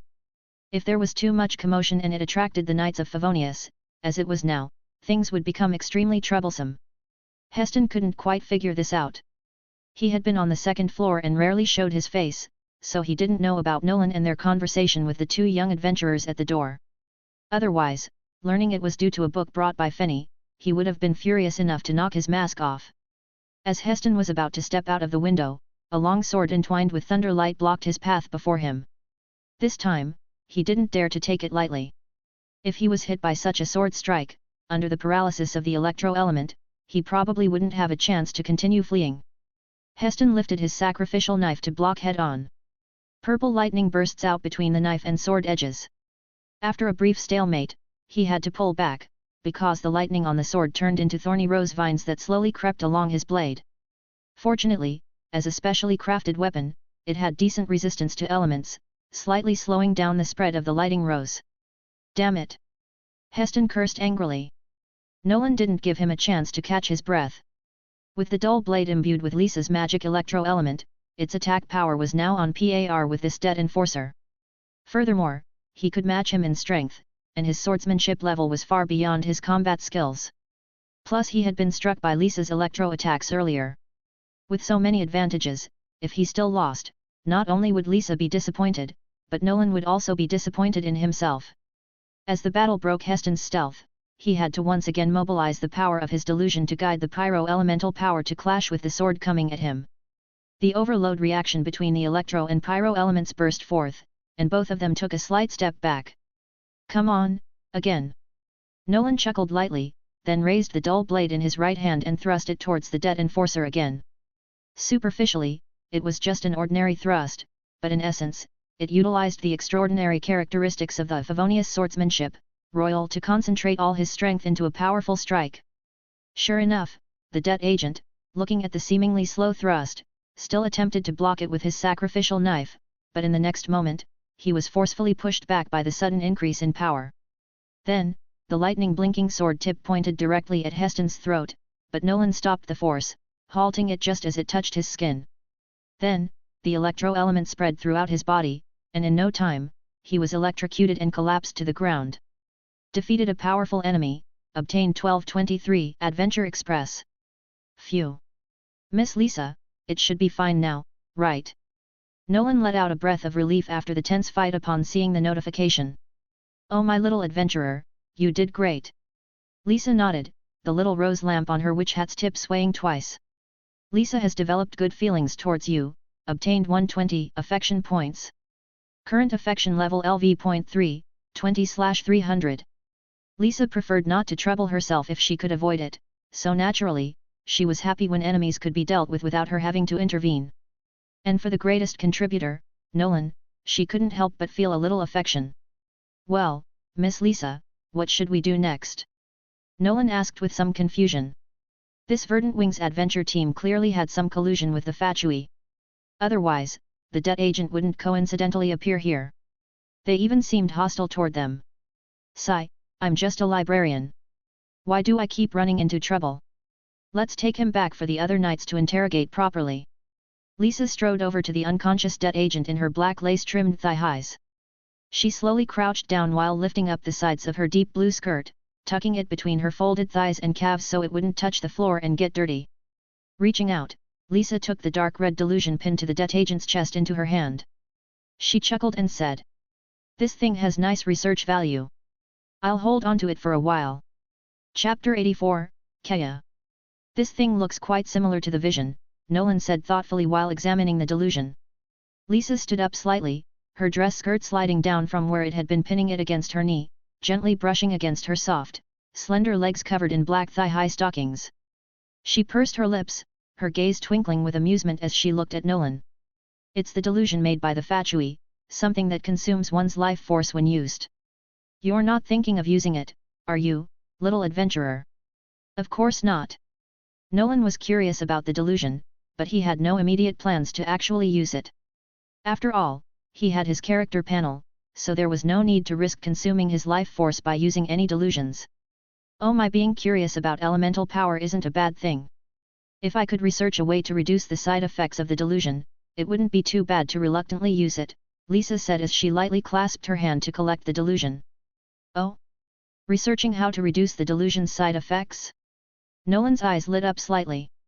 For the talented witch Miss Lisa, this wasn't an impossible task. If she could really succeed, well, even if she couldn't completely eliminate the side effects, as long as they didn't harm him fundamentally, it would be awesome. All right, let's notify the Knights of Favonius. Lisa's fair face showed a slightly relaxed expression, as if the trouble was about to be resolved. She then had Nolan bring the apprehended individuals to the first floor, the main hall of the Verdant Wings adventure team. Nolan found some sturdy rope and tied up all the unconscious people. Meanwhile, Lisa went outside and waited for a knight of Favonius who was patrolling the city to pass by. She informed him of the situation here. Not going herself was mainly because she was worried that the unconscious people would wake up and run away, and with so many people, even Nolan couldn't bring them all to the knight's HQ on his own. Not long after, a tanned man with a black eye patch over his right eye arrived, accompanied by 7 or 8 fully armored knights of Favonius. He looked somewhat surprised at the large group of people tied up in the main hall, then smiled and said, "When I first received the news, I didn't quite believe that there was an adventurers team in Mondstadt collaborating with the Fatui. But when I learned that it was you, Lisa, who sent the information, I knew the situation was real." Kaya flattered Lisa a little. "Well, Kaya, take them back and interrogate them thoroughly. This adventurers team seems to have been deceiving some new adventurers into becoming test subjects for the Fatui to experiment with the delusions." Lisa put together all the information she had gathered and quickly guessed an answer close to the truth. "Oh, the delusion, hey? It's been a long time since I've heard that name," Kaya chuckled and nodded. "Don't worry, leave it to me. I'll extract every bit of information they know. By the way, who is this young adventurer?" Kaya asked curiously, looking at Nolan standing nearby. My name is Nolan. I forgot to return a book, so Miss Lisa dragged me along to help retrieve it. That's how I ended up here," Nolan answered truthfully. As a fellow member of the Knights of Favonius, Kaya would likely understand what he meant. "I see. I have a general idea of what happened." "Ah, you've really had a tough time," Kaya said with some sympathy, understanding Lisa's temperament. He remembered accidentally angering her before and getting shocked, just recalling that electric feeling made him shudder slightly. "Hee, well then, I'll leave this to you, Kaya. We still need to return the books to the library. Let's go, little adventurer." Lisa hugged her arms and glanced at the tanned man, letting out a light laugh before calling Nolan to leave with the books. Knights of Favonius headquarters, library. After going through so much, by the time Nolan arrived at the Knights of Favonius library carrying a stack of books, it was already evening. He had just thought about grabbing dinner to fill his empty stomach. However, Lisa called him over and instructed him to help organize the books in the library. "I had originally planned to ask Noelle to help, but recently she's been tasked by Jean to look after little Clay, so she's unavailable. I have no choice but to ask for your help again. You wouldn't want to see your sister get so tired she can't even catch her breath, would you?" Lisa leaned slightly over the reception desk piled with books, her fair cheek resting on her snow-white arm. Her deep blue pointed witch's hat was tilted to one side, as if about to slide off. "But..." Nolan pondered briefly, but couldn't seem to find a good reason to refuse. Well, it was his fault for borrowing 2 books and not returning them on time. Helping organize some more books wasn't a big deal, and he could bear being hungry a while longer. However, before Nolan could agree, Lisa straightened the black high-heeled feet under the reception desk, crossing one over the other. The matching purple anklets she wore jingled against each other. She smiled and continued. "Little adventurer, as I said before, if I have a commission, I'll consider you first. The reward will be very generous too. How about the improved delusion, for example? Since it's spoils, you'll get a share." After speaking, Lisa straightened her back, leaning against the wooden chair. Her legs, clad in over-the-knee black lace stockings, switched to a crossed position. "Oh? So, Miss Lisa thought my earlier performance was not bad." Nolan wasn't overly excited. He remembered that Lisa had said she would prioritize him if he handled the trouble in the Verdant Wings adventure team well. "Of course. Little adventurer, you fought quite evenly against that dangerous individual fellow who used the delusion with just your simple swordsmanship. That's quite impressive." Lisa supported her cheek with her right hand, placing her left on her soft thigh, speaking seriously with a relaxed demeanor. "If that's the case, Miss Lisa, please feel free to instruct me with whatever you need." Nolan took a deep breath and smiled. Organizing the library involved checking each bookshelf to see if any books were out of place, and then arranging them according to their labels. It was quite a substantial amount of work. By the time it was all done, Lisa's shift had ended over 10 minutes ago. Nolan was then complained to by her for moving too slowly and delaying her quitting time. In response, Nolan could only smile helplessly. He hadn't been to the library many times and wasn't very familiar with which shelves the various books belonged to, so of course it took some time to find them. Going a bit slower was normal. After clocking out, Lisa left the library with Nolan and they arrived at the knight's main hall. Across from them, the door to the acting Grand Master's office was open. Keya, who they had just seen not long ago, was reporting to Grand Master Jean, but judging by his expression, it didn't seem to be going very smoothly. At just that moment, Jean's line of sight met Lisa's. Lisa's eyes widened slightly, like an employee who had just clocked out for the day only to run into her boss, who then instructed her to work overtime. Ugh, Lisa lowered her head, touching the brim of her pointed witch's hat and letting out a sigh. Chapter 85, Submitting Lead. Oh? It's convenient that you two are here as well. Come over so we can discuss the aftermath and think of solutions together. Keya turned slightly, looking through the doorway at Lisa and Nolan who had just come out of the library, and said to them in the main hall. Keya's expression seemed somewhat helpless. Could it be that the interrogation didn't go smoothly? Nolan guessed in his mind. Oh come on, I've already clocked out, Lisa said, though she still moved her legs, clad in black thigh-high stockings, into the acting Grand Master's office. Nolan heard Keya seem to call for him too, so he followed behind Lisa. The acting Grand Master's office was quite large. On the left was a reading and rest area, with wall-mounted bookshelves filled with books lining the wall. On the right was a rectangular dining table large enough to eat at. Only in the center near the window was Grand Master Jean's workstation. Jean, with her golden hair in a ponytail, rested her right elbow on the desk, her index finger lightly pressed against her lower lip, pondering as she explained. Lisa, the Fatui agent you and the others apprehended ended his own life during Keya's interrogation. We haven't obtained any useful information. With this lead cut off, it will be very difficult for us to find the Fatui's hidden base, and we have no way to rescue those deceived new adventurers. Do you have any suggestions on this? That guy was an inspector. He kept shouting that he would gladly die for Her Majesty, the Tsaritsa. Quite an unexpectedly unyielding fellow, Keya shook his head slightly, saying helplessly. No matter how skilled his interrogation methods were, they would have no effect on a dead man. Oh? That is a bit unexpected, Lisa said, hugging her snow-white arms crossed under her cloak, thinking for a moment before continuing. Then, did you get anything out of the people from the Verdant Wings adventure team? Keya raised his hand in a gesture and explained. Those people did say everything they could. Only their leader and vice-leader knew the location of the hidden base. As for the other members, they really did go out into the wilderness on adventures. Only the leader and vice-leader would take a few new adventurers to the hidden base. In that case, it's going to be quite difficult. Perhaps we could post a missing persons commission with the Adventurers Guild. Some adventurers in the wild may have encountered them by chance. Lisa proposed a barely viable solution. We could also ask Miss Catherine. From the commissions they've taken, we might be able to roughly determine the location of that hidden base. Keya stroked his dark chin and suggested as well. But all of this will take some time to be effective. I'm worried that the novice adventurers who were deceived won't be able to wait that long. Jean leaned back in her chair, addressing a problem that had to be faced. If we're too late, those few new adventurers who were tricked could end up in more dangerous situations. Inspector. Hearing Keya mention the debt agent's identity, Nolan thought of the not-so-strong debt agent Christie he had previously defeated. Could this inspector be Christie's superior? Thinking about it carefully, it seemed possible. After all, the two of them were operating in Mondstadt, and the Fatui wouldn't need to assign multiple inspector-level agents in one area. Otherwise, who would the regular agents under them report to? There would be a high chance of functional interference. As for each person leading their own team and commanding their own subordinates, that also didn't seem realistic. As a foreign secret agent, it's not easy to lurk in Mondstadt peacefully, let alone arranging so many people. The Knights of Favonius aren't just sitting around. So the probability was high that this inspector was Christie's superior. Nolan asked Christie for contact information before, only for the sake of acquiring the debt agent's stealth techniques.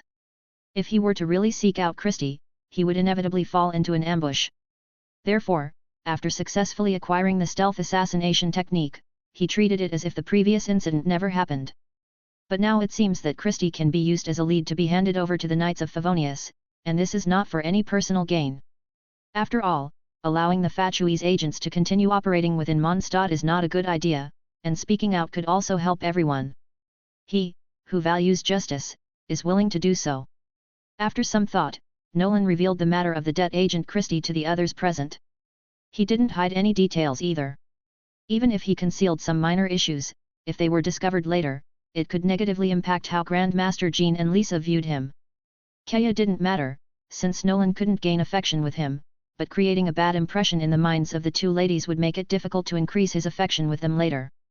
So in this matter, it was better to be sincere. Oh my, I didn't expect the young adventurer had encountered other Fatui agents.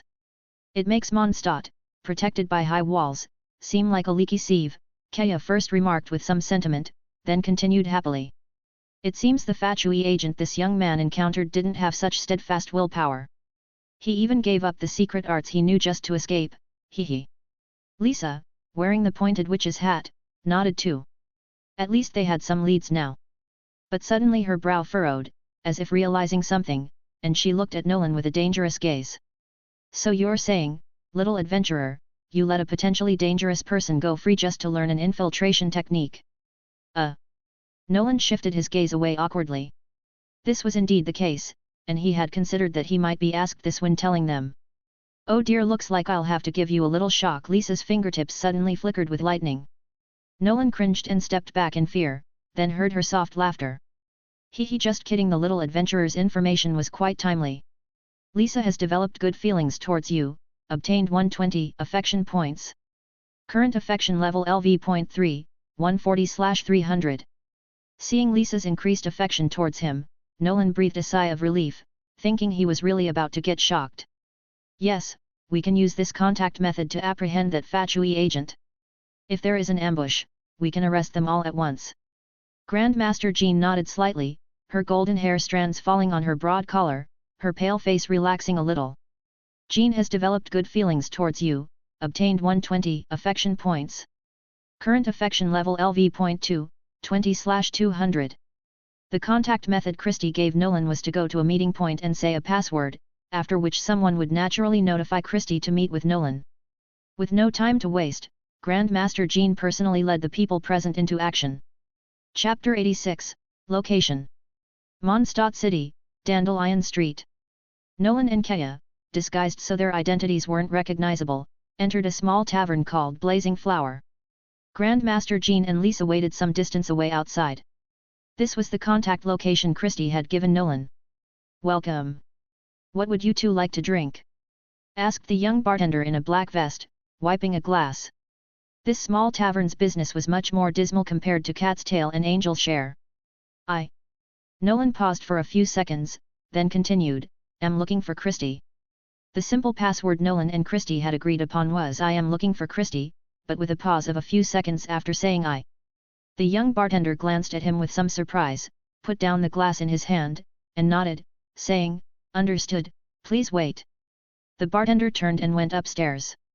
On his face, which Nolan couldn't see, the corners of his mouth curved into a smile. So you finally came looking, Christie. Your time for revenge has come. The bartender was also a Fatui agent, like Christie. This small tavern was a disposable base, generally used to bait and draw the attention of those with vested interests. Just like some time ago, when Christie said he wanted to use it to ambush someone who had caused him trouble. Without any surprises, it was this young man who arrived now, and he even brought a companion. Their vigilance was there, but it wasn't enough. In order to improve the secrecy of rendezvous, the Fatui agents would gather at different meeting points around Mondstadt in turn, waiting for the inspector to come and assign missions. Today happened to be at this place. Besides the inspector, the three-person squad was all present. Capturing these two wouldn't be a problem. It seems we've found the right place, young adventurer. Kaya, disguised as an ordinary adventurer, smiled. As the captain of the Knights Cavalry, he could still sense the hint of malice revealed by the bartender just now. I'll go get Grandmaster Jean and the others. Since they had already confirmed there were issues here, there was no need to keep up the act. Nolan took the opportunity while the bartender went upstairs to notify Grandmaster Jean and Lisa to be ready. When the bartender came down with Christie and another debt agents, they were completely dumbfounded to see the empty tavern hall, with the acting Grand Master of the Knights of Favonius, the chief librarian, the captain of the cavalry, and a young adventurer who should have been properly dealt with by them. Run! Christie and the other debt agent exchanged glances, each running towards a window on opposite sides. The remaining bartender also reacted, running back upstairs. Facing several high-ranking members of the Knights of Favonius, there was no way they could handle it. The ambush they had set had been turned back on them. Well, to capture all of you, we even mobilized the acting Grand Master. Do you think you can escape? Kaya chuckled lightly, sweeping his long sword to freeze the window on the right side of the tavern hall with frost gnaw. No matter how fast you run, can you really outrun the lightning? Lisa pursed her soft lips slightly, her right hand in a black glove pointing towards Christie running to the left window. Several purple lightning bolts then shot from her index finger, enveloping Christie's body before she could react. Christie was just about to step onto the windowsill to jump out when he suddenly felt a chill run through him. Immediately after, he lost control of his body, numb and paralyzed. Bang! Unable to stop her momentum, he crashed against the wall. Christie collapsed on the ground, his body convulsing. Although he didn't lose consciousness, he could barely think clearly, only vaguely aware that he was still alive. At the same time, Nolan quickly knocked an armor-piercing arrow on the bowstring, and when the arrow was shot, it was like a silent shadow. Suddenly piercing through the air, it flew past the bartender's neck, grazing him, and landed on the staircase in front of him, leaving him stunned, unable to help but swallow hard. The next arrow will aim for your head. Nolan threatened with a slight smile. The young bartender Skurayasaman stiffly turned his head and surrendered, saying, "Well, please calm down, we're willing to cooperate." The other debt agent, seeing there was no hope in fleeing, had to give up struggling. After all, facing such an incredible lineup from the Knights of Favonius, it was hard to imagine winning. Further resistance would only increase their injuries. Oh my, at least they know when to quit, Lisa laughed lightly. Grand Master Jean also nodded slightly and said, given the urgency, we should first find out the location of the Fatui's secret base and rescue the captives, then ask about the other details. We'll have to question them separately, can't give them a chance to coordinate, said the experienced Kaya. These Fatui agents did not have the courage of their superior Inspector Heston to commit suicide without revealing information. During Kaya's interrogation, they successfully obtained the information about the secret base of the foolish people and the Verdant Wings adventure team. Then, under Grand Master Jean's command, Cavalry Captain Kaya immediately led a squad of knights out of the city to that secret location to rescue the deceived newbie adventurers. Nolan didn't go with them.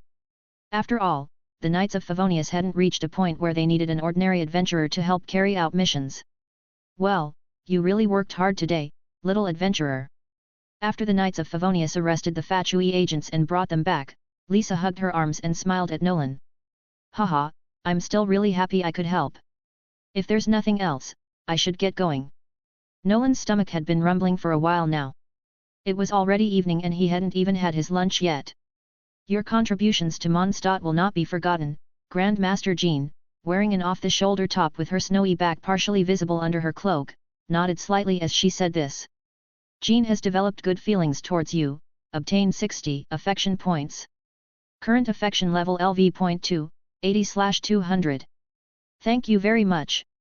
Nolan was still quite happy. If he contributed more in the future, Grand Master Jean might even give him an honorary knight title or something. After bidding farewell to Lisa and Grand Master Jean, as Nolan was returning home, he passed by the Good Hunter restaurant. The wafting aroma proved too much temptation, and he couldn't resist going in instead of going home to cook dinner. After eating and drinking his fill at Good Hunter, Nolan returned home and lay on his bed, looking at the over 1,900 Adventure EXP on his character panel, not quite sure where to spend them. Chapter 87, Encounter Again. These Adventure EXP are still not enough to level up the characters for the time being. As for skills, Nolan thought it would be good to use them to upgrade the Favonius swordsmanship fundamentals. This way, he could quickly reach the maximum level and then fuse it with the Favonius swordsmanship Royal. Adventure EXP -1499. Favonius swordsmanship fundamentals LV.1, 1/100. Favonius swordsmanship fundamentals LV.6, 0/600. Knowledge about swordsmanship surfaced in Nolan's mind, appearing more basic and concise compared to the Favonius swordsmanship Royal style. The deeper he practiced this swordsmanship, the more stable Nolan's foundation became.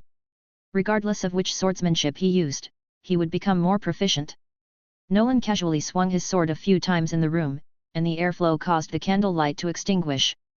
The next morning, Nolan first went to the Adventurers Guild to collect the reward for clearing the petrified ancient tree in the secret realm, a sum of 500,000 mora.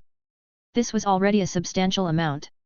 Even though he had put in considerable effort during the monster clearing process and his contributions were among the highest, there were simply too many people involved, dozens or even hundreds of adventurers participating together.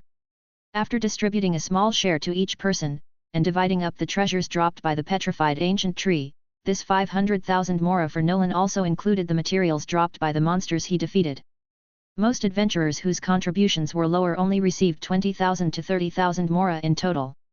In addition to the 500,000 mora, Nolan also had priority to purchase the treasures dropped by the petrified ancient tree.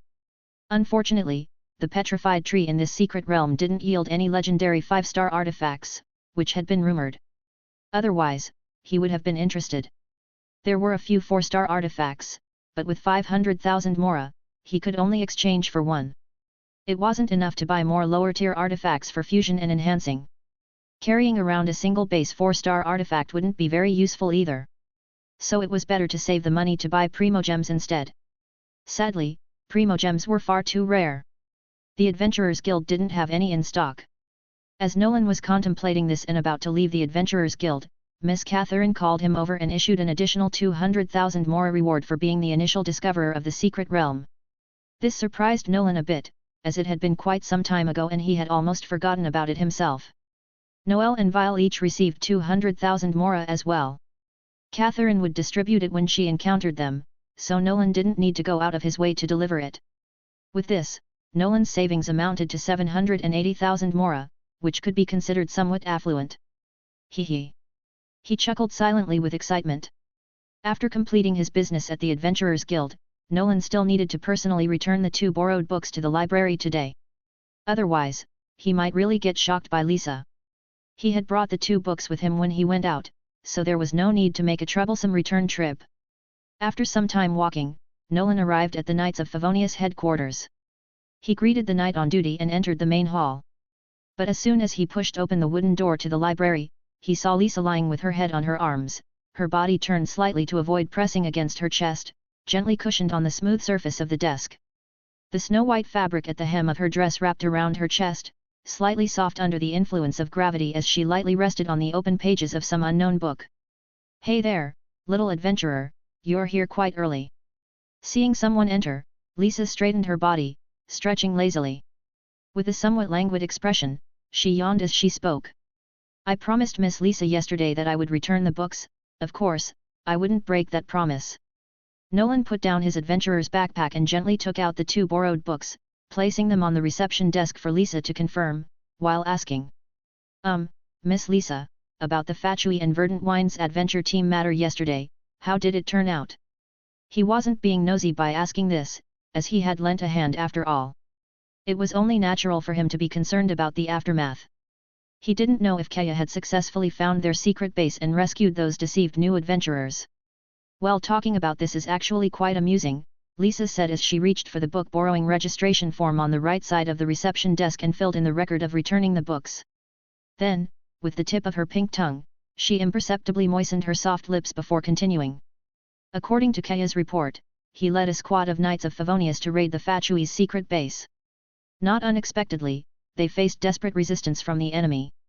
Besides the leaders of the Fatui and Verdant Wings adventurers team, this enemy also included a few new adventurers like Little Finny. They even wore delusions, causing quite a bit of trouble for Kaya and the others." Lisa finished speaking and couldn't help but let out a light laugh. "Oh? Is Miss Lisa saying that Sir Kaya's group was attacked by the very people they were trying to rescue, who had sided with the enemy?" Nolan was understandably stunned upon hearing this. Yes, the temptation of the elemental power controlled by delusions was too great for ordinary people, especially those little kids who are too young to know right from wrong. Lisa crossed her legs, clad in black lace-trimmed thigh-high stockings, her gaze carrying some contemplation and sentiment as she spoke. So what was the final outcome? Nolan could understand this as well. When unaware of the cost, who could resist the allure of power? The outcome? Of course they were all locked up in prison to reflect properly. Lisa swayed her right foot in its black high heel slightly. A purple anklet with a dangling teardrop-shaped gem brushed lightly against the back of her foot encased in the black thigh-high stocking. Whew, it seems Sir Kaya's operation went quite smoothly then, Nolan smiled. Since they had captured everyone, the conclusion was perfect. As for people like little Fenny who had been misled, they likely wouldn't face severe punishment. After proper reflection for a period, they would probably be released to reunite with their families like Fenny's grandmother. As for the two Verdant Wings team leaders, it most likely wouldn't be that simple. Colluding with foreign agents was a serious crime after all. They probably wouldn't be able to get out for 10 or 20 years at the very least. On the other hand, the Fatui agents, with Snezhnaya as their backer, might still have a chance to be redeemed through some kind of beneficial exchange. The most miserable were those caught in the middle acting as spies, pleasing neither side. Perhaps this was what they meant by being blinded by greed. All right, little adventurer, your borrowed books have been registered for return. You can go ahead and put them back on the original shelves. Lisa pushed the two books in front of Nolan, smiling at him with her fair face. Nolan looked at her helplessly. This was clearly something the chief librarian herself should do. But the words were already out of his mouth, so he could only agree. Okay, Miss Lisa really knows how to boss people around. Chapter 88, The Sin-Purging Arrow That Strikes Down the Beast of the World. Oh dear, an adventurer like you saying that really hurts your big sis's heart. Can you bear to see me, your big sis, standing in front of these towering bookshelves, tiptoeing but still unable to reach the top shelves? Lisa gently stroked the chestnut-colored hair falling over her left shoulder, her face displaying a deliberate look of sorrow. Of course not, I'm happy to be of help to you, Miss Lisa. Nolan's helpless expression deepened. It seemed he truly had no ability to refuse a girl's request.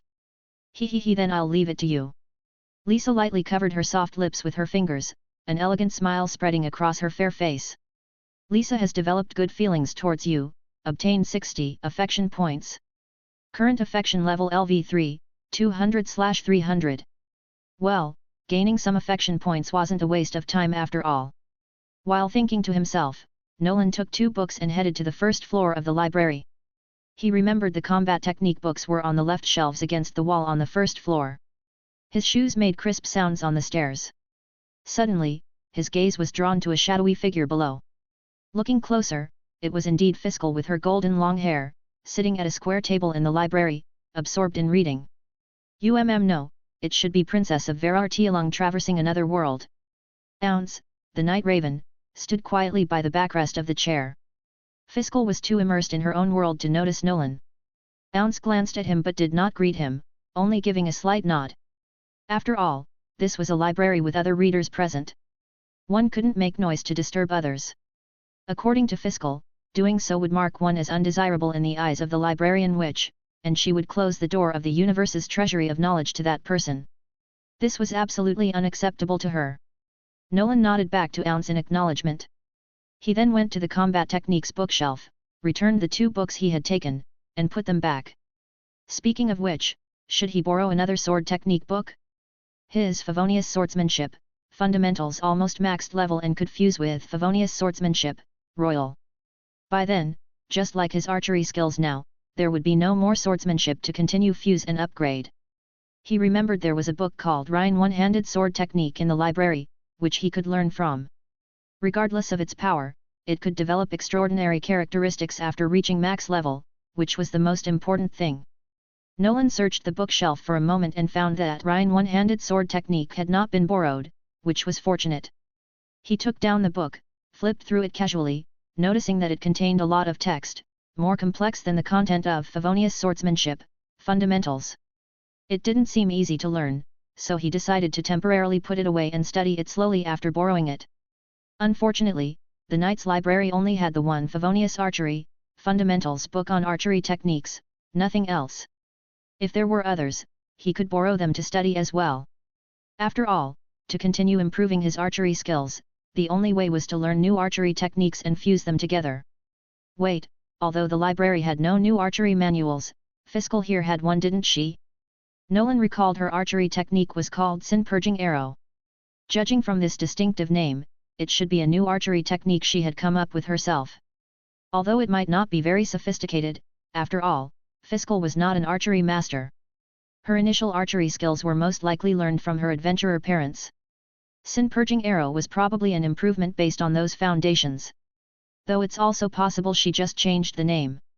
But as long as it was an archery technique he hadn't learned before, it could be used to improve and fuse into his own, eventually becoming part of the strongest archery skill he mastered.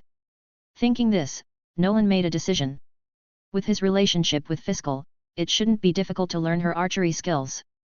Moreover, judging from the level of archery alone, he was much stronger than Fischl and could also guide her in practicing techniques, so there wouldn't be any suspicion of taking advantage for nothing. Feeling confident in his idea, Nolan walked towards where Fischl was sitting. As he approached, Fischl, immersed in her book's otherworldly realm, finally noticed Nolan. Her gaze shone with amusement as she said, "Oh, my loyal attendant, you've come to this treasury of universal knowledge. Could it be that barely a day has passed and you already can't wait to pay respects to this princess?" Fischl spoke quietly, seeming a bit wary of drawing the attention of the librarian witch Miss Lisa. Last night, Miss often mentioned to her father and mother the explorations everyone had in the secret realm. The two were very happy to hear Miss has made good friends. Ounce, the night raven, perched on the backrest of the chair, lightly hopped and turned around, facing Nolan with a voice filled with a smile. "Ounce, too nosy." Fischl shot the raven an annoyed glare, a faint blush appearing on her fair face. "Hee hee." Nolan chuckled twice, then with a serious expression as if entering the little Amy's chatter channel, he said, "I did come to meet Her Royal Highness, and there's a small matter I'd like to ask for your help with." Fischl smoothly received the transmission and raised her chin happily. "HRMM, as my most trusted attendant, feel free to make any small request. I will definitely help to the best of my abilities. Fischl has developed good feelings towards you, obtain 60 affection points. Current affection level LV6, 110/600. Looking at the affection point prompt that popped up on the character panel, Nolan felt that there wouldn't be any major problems. "You see, Your Highness, I've recently hit a bit of a bottleneck with my archery skills. So I was hoping to exchange some insights on archery techniques with you." "Oh my, yet Sir Nolan's archery skills are far superior to Miss's own. For him to still wish to seek guidance from Miss, could this be the embodiment of your humble nature?" Ounce said with some surprise. "Ahem, Sir Ounce. As the saying goes, among 3 traveling companions, there will always be one who can serve as my teacher. Meaning there is always something to learn from anyone. How much more so from our esteemed princess." Hearing Ounce's words, a famous axiom Nolan learned in elementary school came to mind. Thinking it fit the occasion well, he smiled as he quoted it. "Hey, I feel like you two are both underestimating this princess's archery skills. This is the sin-purging arrow that will surely strike down the beast of the world that devours dreams. How could it be inferior?" Fischl pressed her hands on the table's edge and leaned forward slightly in annoyance. She completely failed to notice that her voice had grown a bit loud in the library's quiet atmosphere. Chapter 89, Impressive Acting Skill.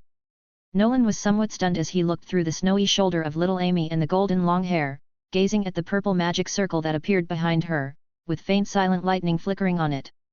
A witch wearing a deep blue-violet pointed hat stepped forth, her chestnut hair bound to the left side with a rose hairpin, the tips caressing the fair skin of her chest. A darkly smiling witch approached with a certain ominous air. Some sort of spatial transfer magic? Nolan thought with a tinge of envy. If he could also use this kind of skill, he wouldn't need to worry too much no matter what danger he encountered. In the original game's story, quite a few exhibited spatial transfer abilities, like the astrologist Mona during the Unreconciled Stars event storyline. She was able to rapidly teleport herself and others to a far distance upon the sudden appearance of the Fatui's skirmisher enforcers. Ning Guang, one of the Lia's 7 fortunes, also demonstrated the ability to instantly appear in mid-air during a story cutscene. So for the immensely powerful Witch of Purple Roses Lisa to achieve this came as no surprise to Nolan. These spatial transfer abilities should be an advanced application of their elemental power combined with magic or fairy techniques. An ordinary vision bearer without relevant knowledge would probably be unable to learn it. As for Nolan, who had yet to grasp any elemental power, he seemed to lack even the qualifications to study it. "Miss." The Night Raven Ounce also looked behind Fischl and reminded slightly. At this moment, Fischl seemed to realize something, her eyes widened slightly, and she turned her head slowly, somewhat stiffly.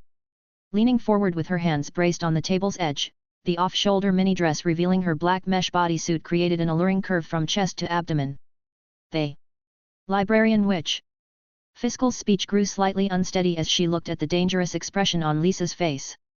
She quickly turned her whole body, inadvertently taking a step back until her rear brushed against the table edge, making her dress sway. "Oh my sweet little Fischl, what were you two discussing so fervently?" Lisa narrowed her eyes, the corners of her lips slightly upturned. She approached step by step, her long black stockings clinging enticingly. "This is bad." Nolan felt a pang of nervous concern for Fischl, his heart rate quickening.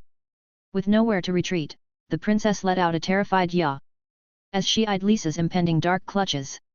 With hands holding her head, she turned to the side, her body trembling slightly, as if preparing to face the judgment of the impending thunderstorm. Lisa gently pinched Fischl's soft, fair cheek with her black-gloved right hand and smiled as she caressed it. "NNGH." The princess let out a muffled whimper. In Lisa's eyes, the adorable little Fischl was a good child who loved fantasy novels, always returned books 3 days early, and handled them with great care. Normally she read quietly in the library without disturbing others. This uncharacteristic loudness must have resulted from some other cause. Lisa continued fondling Fischl's plump cheeks as she turned her gaze toward Nolan. Nolan's expression, which was originally somewhat amused, suddenly stopped, and he said somewhat uncertainly, Miss Lisa, I'm pretty sure I haven't made any loud noises." "Oh my little adventurer, conversations need someone to converse with to be completed, or are you saying little Fischl wasn't speaking with you?" Lisa released Fischl's face, the corners of her mouth curling into a slight smile before sparks danced at her fingertips. "Then allow me to give you some special electro-resistance training." Miss Lisa, there's really no need to go to so much trouble." Nolan smiled somewhat reluctantly. "It's a gesture of goodwill from your big sis. You can't refuse, you know." Lisa's emerald eyes shone with amusement as her electrified fingertips lightly caressed Nolan's face. Instantly, a tingling, numb sensation of being electrocuted spread from his face throughout his body. Nolan made an indescribable expression. It didn't really hurt, unexpectedly, it even felt rather pleasant. However, Nolan soon realized that Lisa had misjudged his physical endurance when she electrocuted him. Although it wasn't obvious on the surface, Nolan's physique was quite strong, after all, he had undergone many upgrades and enhancements. Lisa was obviously just jokingly reprimanding him, so she wouldn't actually harm him, so she would definitely control the intensity, resulting in Nolan feeling neither pain nor discomfort, and even feeling a bit comfortable. Recognizing this, Nolan deliberately overacted being tormented, lest Lisa notices the irregularity and increase her electro-discharge. After a while, Lisa released Nolan. She crossed her snow-white arms over her chest and looked somewhat amusedly at Nolan, who was still performing. "Really, if you want to deceive me, little adventurer, your acting skills need to improve a bit more." Fischl, covering her reddened cheeks that were rubbed, couldn't help but raise her head and laugh softly, suppressing her voice very low, and said, "My loyal attendant, this princess just discovered your potential to become a comedic actor for the first time." Sir Nolan's expressions were quite apt. He simply forgot to stop performing, Ounce the Raven offered a fairly balanced critique. Nolan blushed slightly, but he had experience dealing with embarrassing situations like this, so as long as he remained calm, it was fine. "I'll let you both off this time, but don't let it happen again." The shadows beside the bookshelf briefly caressed Lisa's calves, making the black stockings seem even darker before she used teleportation magic to return to the reception desk upstairs. Nolan and Fischl glanced at each other, both breathing a sigh of relief. Next, Nolan first came to Lisa's place to register the borrowing of Ryan's single-handed swordsmanship, and was then reminded to return the book on time. He and Fischl, who also registered to borrow books, came to the training ground behind the Knights of Favonius headquarters. Indeed, as the great princess of Verartialung, she had readily permitted her most trusted attendant's request to learn the sin-purging arrow. Speaking of which, their activities today had been rather similar. In the morning, they had both gone to the Adventurers Guild to collect rewards for clearing the petrified ancient tree in the secret realm, then brought back finished books to return to the library. The biggest difference was, Fischl had proactively returned her book, while Nolan had been compelled to, worried about further punishment from Lisa. It was an immediate distinction of their attitudes. In this regard, Nolan lost out completely. No wonder Lisa only fondled Fischl's cheek while actually zapping him. Chapter 90, Ellen Who Wants to Go on an Adventure. Knights of Favonius headquarters, training ground at the back. At this time, besides Nolan and his companions, there were also several young Mondstadt knights who were unfamiliar to them, practicing in the morning. Wearing metal armor, they clashed their wooden training swords fiercely against each other. Nolan, relying on his insight into a max-leveled swordsmanship skill, could see many flaws in their swordsmanship application in combat. In his opinion, this was a problem of not mastering the basics well enough. Nolan wanted to give them some guidance, but he thought as just an ordinary adventurer, it wasn't necessary to attract too much attention. The training ground was spacious enough, and Nolan and Fischl found a wooden target to begin their archery training. Mainly Fischl taught him her sin-purging arrow, while Nolan studied diligently. Fischl wasn't very good at explaining and imparting her experience, so she could only hold her bow and arrow and shoot at the target repeatedly in her own way, letting Nolan follow her movements. If she noticed any mistakes in his movements, Fischl would correct them personally. Thanks to Nolan's high-level archery skills, along with his heightened learning talent, he quickly grasped the basics of sin-purging arrow. Comprehended skill, sin-purging arrow. As the character panel notification popped up, his mastery of max-level archery also let him discern some minor shortcomings in sin-purging arrow that could stand some refinement. Name, Nolan Walker. Level, LV 24, 0/2400. Race, human. Title, none. Innate talent, entangling affection. Skills, Favonius Hunter's Archery LV.10, Advanced Stability, Silent Shadow, Favonius Swordsmanship, Royal LV.10, Flickering Candlelight, Favonius Swordsmanship, Fundamentals LV.6, 0/600, Stealth Assassination LV.4, 0/400, Martial Arts LV.2, 0/200, Sin-Purging Arrow LV.1, 1/100. Specialties, Descender Maiden Savior Monster Slayer Abundant Life. Adventure EXP, 428. Nolan looked at the information listed on the character panel and smirked. Whether it was a human or a monster of the same level, few had mastered as many skills as he had, and in such depth, right? As expected of Sir Nolan, to grasp Mrs. Sin-Purging Arrow that took her long practice just to initially learn, and do so with such ease. The Night Raven Ounce stood on the wooden stump beside him. This was a retired famous adventurer named Herman who brought it back from the wild hilly Churl camp, specifically for his daughter Ellen to practice swordsmanship. Speaking of which, that diligent girl didn't seem to have come by to train today. Humph. It barely reaches 1/10 millionth, no, 100 millionth of this princess's peak proficiency. Fischl's sleeved arms gently folded beneath her chest, accentuating the soft curves tightly wrapped by her bodysuit under the short skirt into fuller, rounder swells. Gazing at the somewhat stubborn little Amy, Nolan smiled and said, "Your Highness, I've just gained some new insight into Sin-Purging Arrow. May I share it with you?" Since his Sin-Purging Arrow was learned from Fischl, the shortcomings he noticed would naturally apply to Fischl's version as well, given her hands-on tutelage. What? Fischl's emerald eyes widened slightly, her soft lips parting in surprise. He dared say her Sin-Purging Arrow had shortcomings when he had just started learning? Oh my, Miss Fischl, Sir Nolan's insight is unlikely to be mistaken. After all, you've been engrossed in Liu's chivalric novels lately, somewhat neglecting practice. Night Raven Ounce bluntly pointed out the recent decline in his young mistress's behavior. Ounce. Fischl's face puffed up angrily as she shot him an annoyed glare. This princess was conducting research work to expand the Evernight Kingdom. With a proud lift of her fair chin, she turned to Nolan and said, "Since the reliable attendant has improvement suggestions to offer, let's hear them." Though she looked nonchalant on the surface, she was a little concerned about her Sin-Purging Arrow. Next, their roles reversed, with Nolan using his max-level archery experience to instruct Fischl on how to refine her Sin-Purging Arrow technique. Fischl has developed good feelings towards you, obtain 330 affection points. Current affection level, LV.6, 440/600. After a while, the young Mondstadt knights practicing here also finished their morning exercises and left.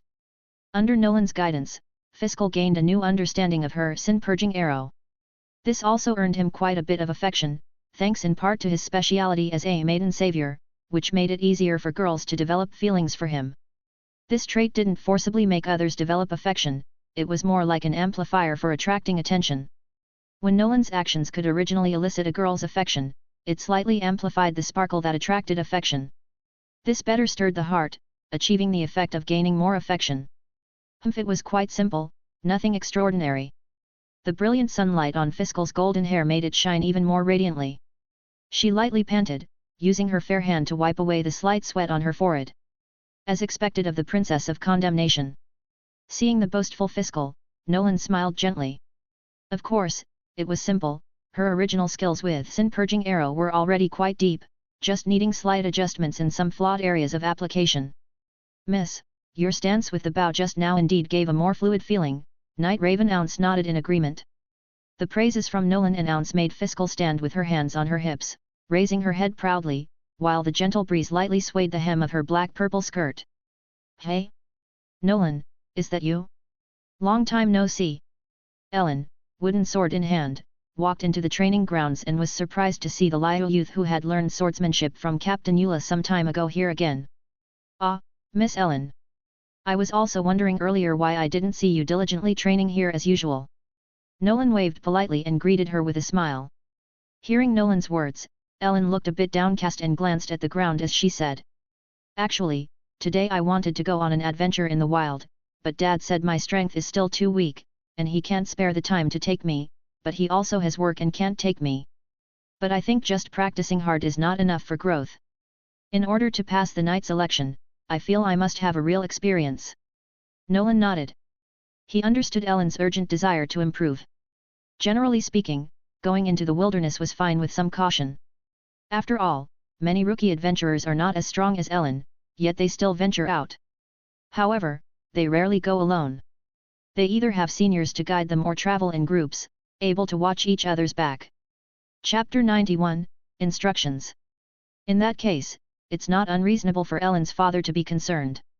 What a brave girl! Ounce said with a hint of admiration as he fluttered his night-colored wings. Wow, a talking night raven! Could you be Miss Fischl from another world and her raven companion? Eileen looked at Ounce and Fischl next to him with excitement. Having a father who was once an adventurer, Eileen was familiar with the strange and interesting stories of Adventurers Guild. Like a poor fellow named Bennett, who always had a twisty and adventurous journey wherever he went. And then there was Fischl, a quirky girl who insisted she was from another world called the Imernachtriuk, always followed by a night-colored raven. She was an enviable vision holder that even her father admired. Humph humph. This imperial princess knew her fame had already spread across the Teyvat continent. One day the entire continent will bow before my might. Fischl changed her pose, crossing her arms over her black webbed undershirt on her abdomen. Ellen gave an expression that seemed to say she didn't know how to respond. As expected, Fischl was quite an eccentric girl. She selectively ignored what Fischl just said. Then Ellen put her hands together and looked at the two with slight anticipation, requesting. Miss Fischl, Mr. Nolan, you're both powerful adventurers, right? Can you take me adventuring outside to gain some experience? If I go with you, Dad will definitely agree. Please rest assured, I won't let you help me for nothing. Consider this a commission. I'll give you 20,000 to 30,000 mora I've saved up as a commission fee. Oh? Do you want to go on an adventure with us? Fischl touched her fair chin with her fingers, pondering slightly. She wasn't too busy lately, so there shouldn't be a problem bringing someone along on an adventure. However, Fischl turned her gaze to Nolan and said, My attendant, what do you think? Yes, of course, there is no problem. Nolan was originally going to the library to return books and prepare to take on a commission. However, he happened to run into Fischl and became interested in learning her archery, which delayed him a bit. Now, Eileen's request was simply to take her on an adventure in the wilderness, which meant earning an extra commission fee, something he was happy to do. 20 to 30,000 mora, might not be much for two people, but it was equivalent to a day's wages for an ordinary person. Really? That's great. Ellen jumped up happily. I'll go tell my dad now. Let's meet up at the Adventurers Guild.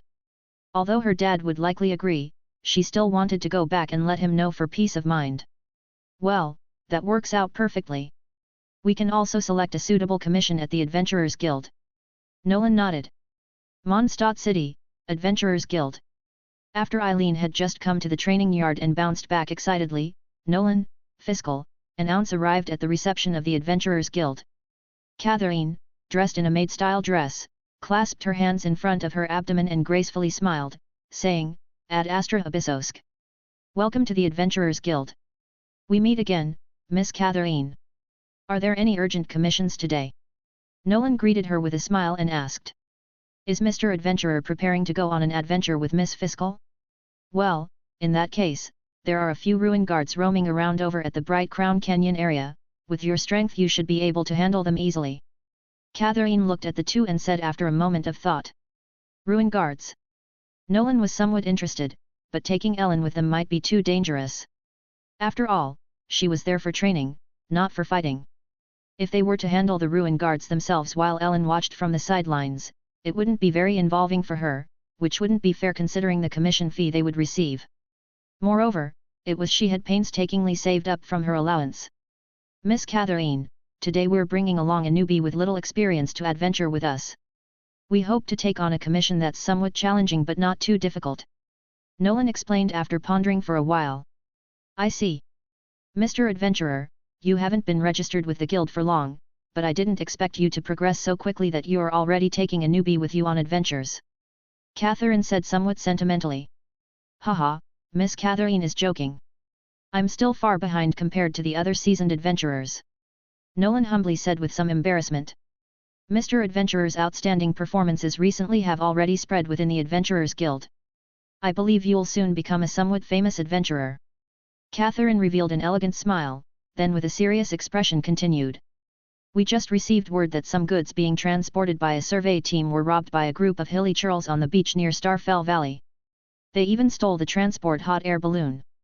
Since Miss Fischl has excellent investigative abilities, I'm sure she can easily locate the hilly churls. So, how about taking on this commission? After hearing Catherine's words, Nolan nodded slightly. This commission seemed suitable for them. Weaker ordinary hilly churls were no match for Ellen, making it perfect for her to gain experience. And with him and Fischl there, they could prevent any unexpected situations. This princess also thinks there is no issue. Let's take this commission then. Fischl, with her golden hair cascading down, nodded slightly in agreement. After a while, Nolan saw Ellen arrive at the Adventurers Guild with an adventuring backpack, followed by a middle-aged bearded man. Hee, sorry to keep you waiting. Ellen chuckled and said. Then looking at the middle-aged man she continued, this is my dad. He's a bit of a worrywart and insisted on coming to see me off. Nice to meet you. Nolan greeted politely. Oh my. Mr. Herman, so Ellen is your daughter. The Night Raven Ounce exclaimed in surprise. Fischl and Ounce were a bit acquainted with him from the Adventurers Guild. Ahem, hello to you all. Herman coughed awkwardly and scratched his head. So Eileen insisted on going out for some field experience. I really couldn't dissuade her, so please take good care of her. He trusted Fischl, the eccentric vision holder, especially with the reliable Ounce by her side. As for that young man from Liu, Herman looked at Nolan and, relying on his adventurer's intuition, he could sense that this young man was not weak.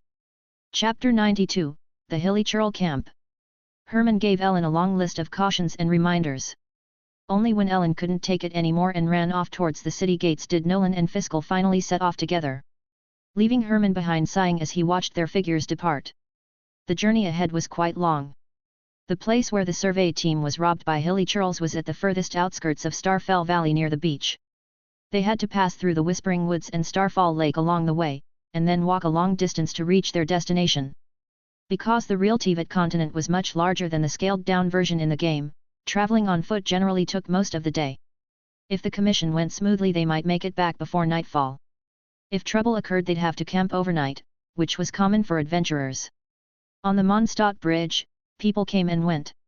Many cargo carriages transported goods.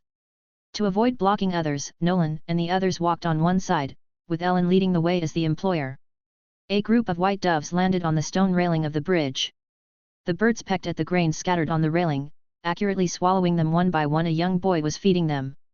As they approached recklessly, the doves were startled and flew away, which ultimately drew an angry glare from the young boy. The three of them smiled politely and apologized. After crossing the Mondstadt Bridge and continuing along the main road, the boots of the two girls ahead lightly kicked up some dust from the ground. The asymmetric black stockings worn by Fischl revealed a hint of her snow-white skin, adding a touch of mystery and allure compared to Ellen, who was wearing shorts, revealing her legs. Since they were on the main road, they didn't encounter any monsters in the Whispering Woods, but they did encounter two small cryo-slimes at Starfall Lake. Though both small types, he somehow felt cryo slimes were tougher than hydro slimes. When he first crossed over, Nolan might not have dared to face cryo slimes. After all, their bodies made of cryo elements were extremely cold. Attacking them barehanded might result in getting frostbite. Pyro and electro slimes had similar properties, while geo slimes were just hard. Dendro slimes could hide in the ground. It seemed like only hydro slimes were relatively easy to bully. Nolan glanced at the eager Ellen and smiled. What do you think? Want to give it a try? Yes, please let me handle them. Ellen replied resolutely. She no longer had a wooden training sword at her waist but a dull blade similar to Nolan's. This type of sword was popular because it was durable and relatively cheap. Miss Ellen, go ahead. We'll watch the surroundings for you. Ounce fluttered his night-colored wings and said. Ellen drew the dull blade from its sheath and cautiously approached the two cryo slimes in the lake. When she got within a certain range they did become hostile as expected. They hopped towards her, freezing parts of the lake surface each time they leapt up then landed. Ellen was clever not to fight them in the water. She steadily retreated, luring them back onto land. It seemed Herman had properly imparted his daughter with knowledge and skills to deal with common monsters. Elemental creatures like slimes naturally had an advantage in their element. After all, if Ellen got wet she'd be easily frozen by the cryo slimes. Choosing a battlefield favorable to oneself was crucial. Ellen has an adventurer father who, in terms of various adventure experiences and knowledge, might know more than Nolan, but lacks some practical experience. So, in this battle, Ellen didn't really need guidance from him and Fischl. She kept a safe distance from the two small cryo slimes and used the advantage of her weapon to easily defeat them with agile dodges and movements. From her sword movements, it was clear that her foundation was solid, not disappointing her diligent practice every day. Looking at the two cryo slimes she defeated completely on her own, Ellen's face lit up with excitement as she said, Nolan, Miss Fischl, Mr. Ounce, look. I successfully defeated them. Not bad at all. Fischl flicked back her golden hair, briefly revealing a glimpse of white ears hidden within. Miss Ellen has outstanding courage and nimble movements. You will surely become an excellent knight defending Mondstadt in the near future. The Night Raven Ounce praised generously. Hee. Of course. My dream is to one day fight alongside amazing knights like Master Jean. Ellen was extremely satisfied. Much better than my first slime encounter. Okay, let's collect the dropped slime condensate and keep going. Nolan felt Ellen's performance was far more decisive than his own first hydro slime fight. At least she didn't end up a mess. Let's go. Ellen nodded happily. Ellen has developed good feelings towards you, obtain 60 affection points. Current affection level, LV.1, 60/100. The three of them left Starfall Lake and continued along the main road until they reached the location where the gathering team was robbed by the hilly churls. It was already noon, and there were two members of the gathering team waiting there. Are you the adventurers who took the commission? The two members of the gathering team rushed over and asked. Yes, gentlemen, may I ask what the current situation is? The Night Raven Ounce nodded in midair and asked. Their commission slip only stated that a gathering team was robbed by a hilly churl berserker leading 5 normal hilly churls that morning, near the beach of Starfell Valley. The gathering team then sent a commission request via carrier pigeon.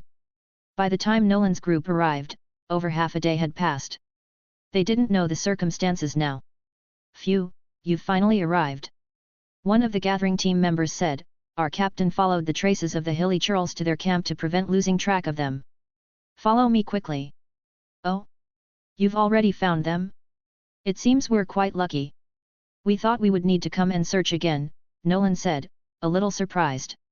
Well, our team leader used to be an adventurer too. If not for the large number of hilly churls, and that berserker, they couldn't have robbed our collected specialties and wild fruits. Another member of the gathering team said indignantly. In the industry of outdoor gathering, although it was not as dangerous as being an adventurer, one still needed some combat skills, or else it would be troublesome to encounter monsters unexpectedly. In that case, lead the way for Princess and her attendants. Fischl put her hands on her waist, slightly lifting her fair chin. Chapter 93, The Trial. The two members of the gathering team exchanged glances, unsure how to respond to the peculiar words of the eccentric girl. After all, they had never met someone who referred to themselves in this manner. They could only ignore it and say, "Please follow us." There were clear signs of fighting on the main road. The gathering team had likely realized they were outmatched and wisely chose to retreat to avoid injury. Meanwhile, the hilly churls who had taken the goods seemed to have headed into the side forest, leaving behind their footprints. The two members of the gathering team led Nolan and the others along these footprints. While learning about the battle from the gathering team, Fischl had Ounce scout ahead to warn them and prevent ambushes by monsters. After all, hilly churls still possessed a certain level of intelligence. Sunlight filtered through the branches, casting vertical beams of light that mingled with the shadows on the team. Beside them, beneath Fischl's asymmetric black leather stockings, her soft, fair skin was slightly exposed, seemingly able to adjust brightness like a switch as sunlight and shadow alternated with the swing of her legs.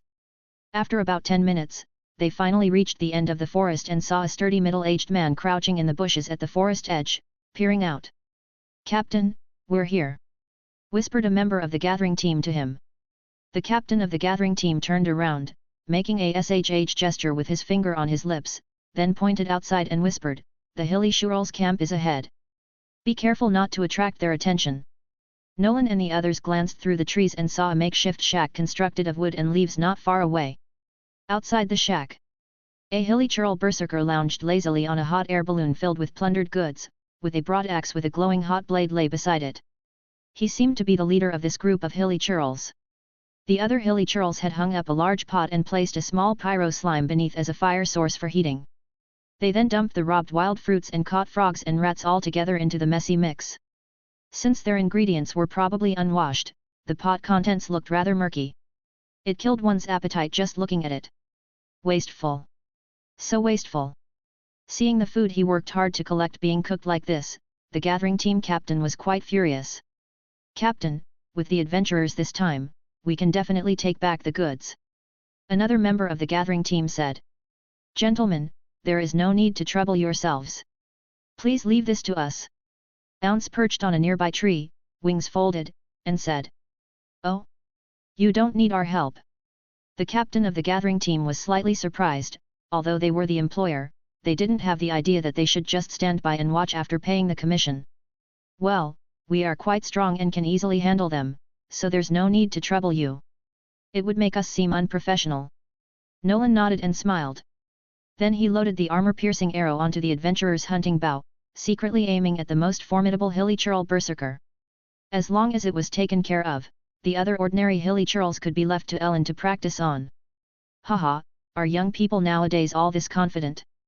The captain of the gathering team sighed slightly, then continued, "Well then, we'll leave it to you." As soon as the middle-aged man's voice fell, Nolan's arrow, enhanced with the proficiency effect of Monster Slayer, as if ignoring the distance, silently pierced through the bone mask of the hilly churl berserker and into its head.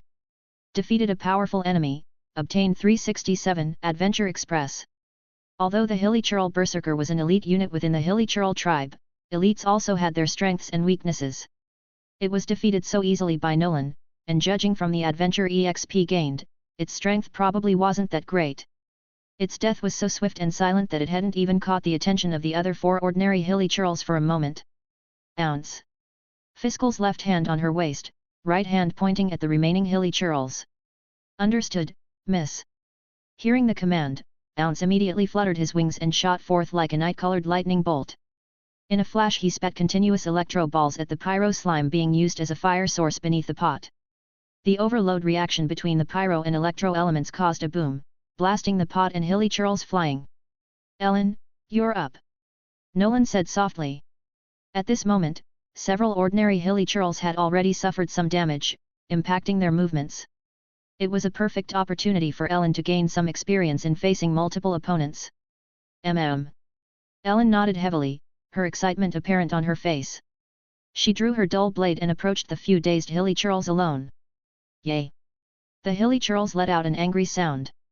They thought Ellen was the one behind the sudden earlier attack. Waving their clubs and picking up rocks, they charged at Ellen. She tilted her head slightly to dodge an incoming rock. Lifting her long sword slightly, she aimed the tip of the blade at the throat of the first hilly churl charging at her with a club. The red-furred hilly churl quickly tried to break, but unable to stop its momentum, its body tipped forward right into the sword piercing its head through. "Yay!" The hilly churl behind it jumped up, swinging its wooden club down at Ellen's head. She reacted in time, but when trying to block with her sword, found it stuck in the previous hilly Shurl's head and unable to pull out. Ellen panicked a little, her movements becoming somewhat frantic. Just as she thought she was about to get smashed in the head and bloodied, a bolt of purple lightning shot into the midair hilly Churl with a swoosh. The kinetic energy carried by the arrow diverted its falling trajectory, causing it to fall to the side and crash to the ground, rolling twice on the grass, completely lifeless.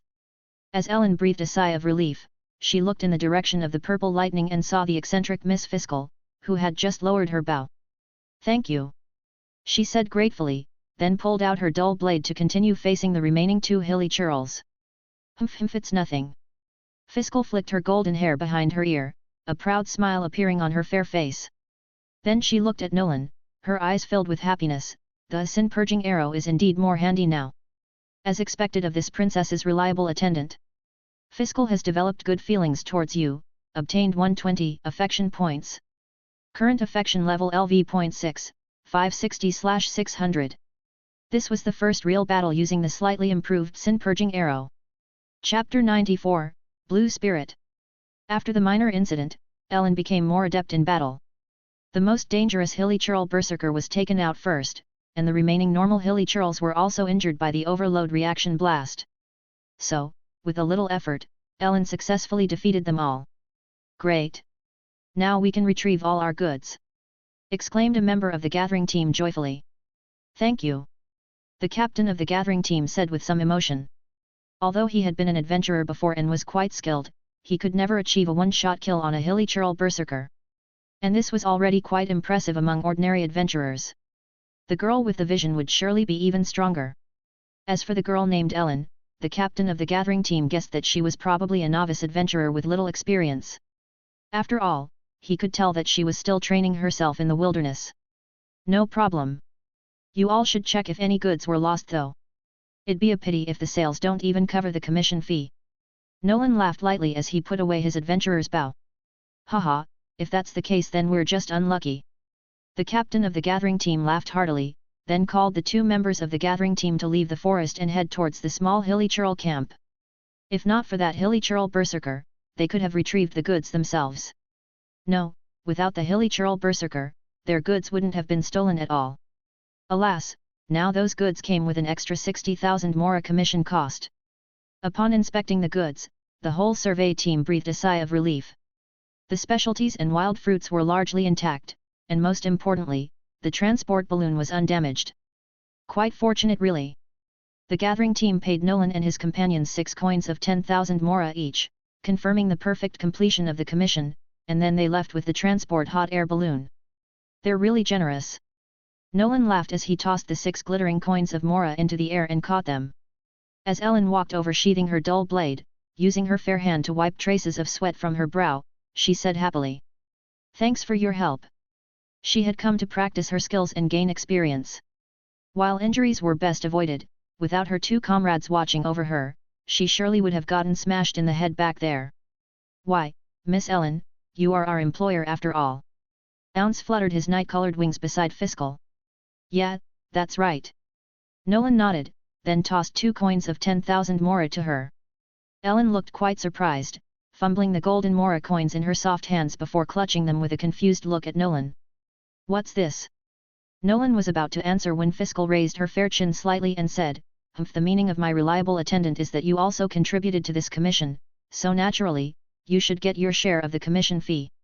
A gentle breeze caressed her from behind, the dark purple hem of her dress seemingly fusing with the invisible wind, lightly gliding between her parted legs clad in asymmetrical black stockings. "Yes, though you are our employer Eileen, you are also a member of this team who contributed significantly. It would be wrong to exclude you from the commission fee allocation." Nolan smiled and said, then he split the remaining 40,000 mora in half and gave half to Fischl, so everything was divided up evenly. "Well then, I'll gladly accept it," Ellen said with a smile on her face. She was quite happy to earn mora on her own. "Ellen has developed good feelings towards you, obtained 75 affection points. Current affection level LV.2, 35/200. I heard from my dad that hilly churls bring treasures chests they find back to their camps. Why don't we look around and see if there are any nearby?" Ellen suggested as she pocketed the mora. "Good point. Nolan nodded, recalling how when exploring the game world before, he often discovered treasure chests near hilly churl camps.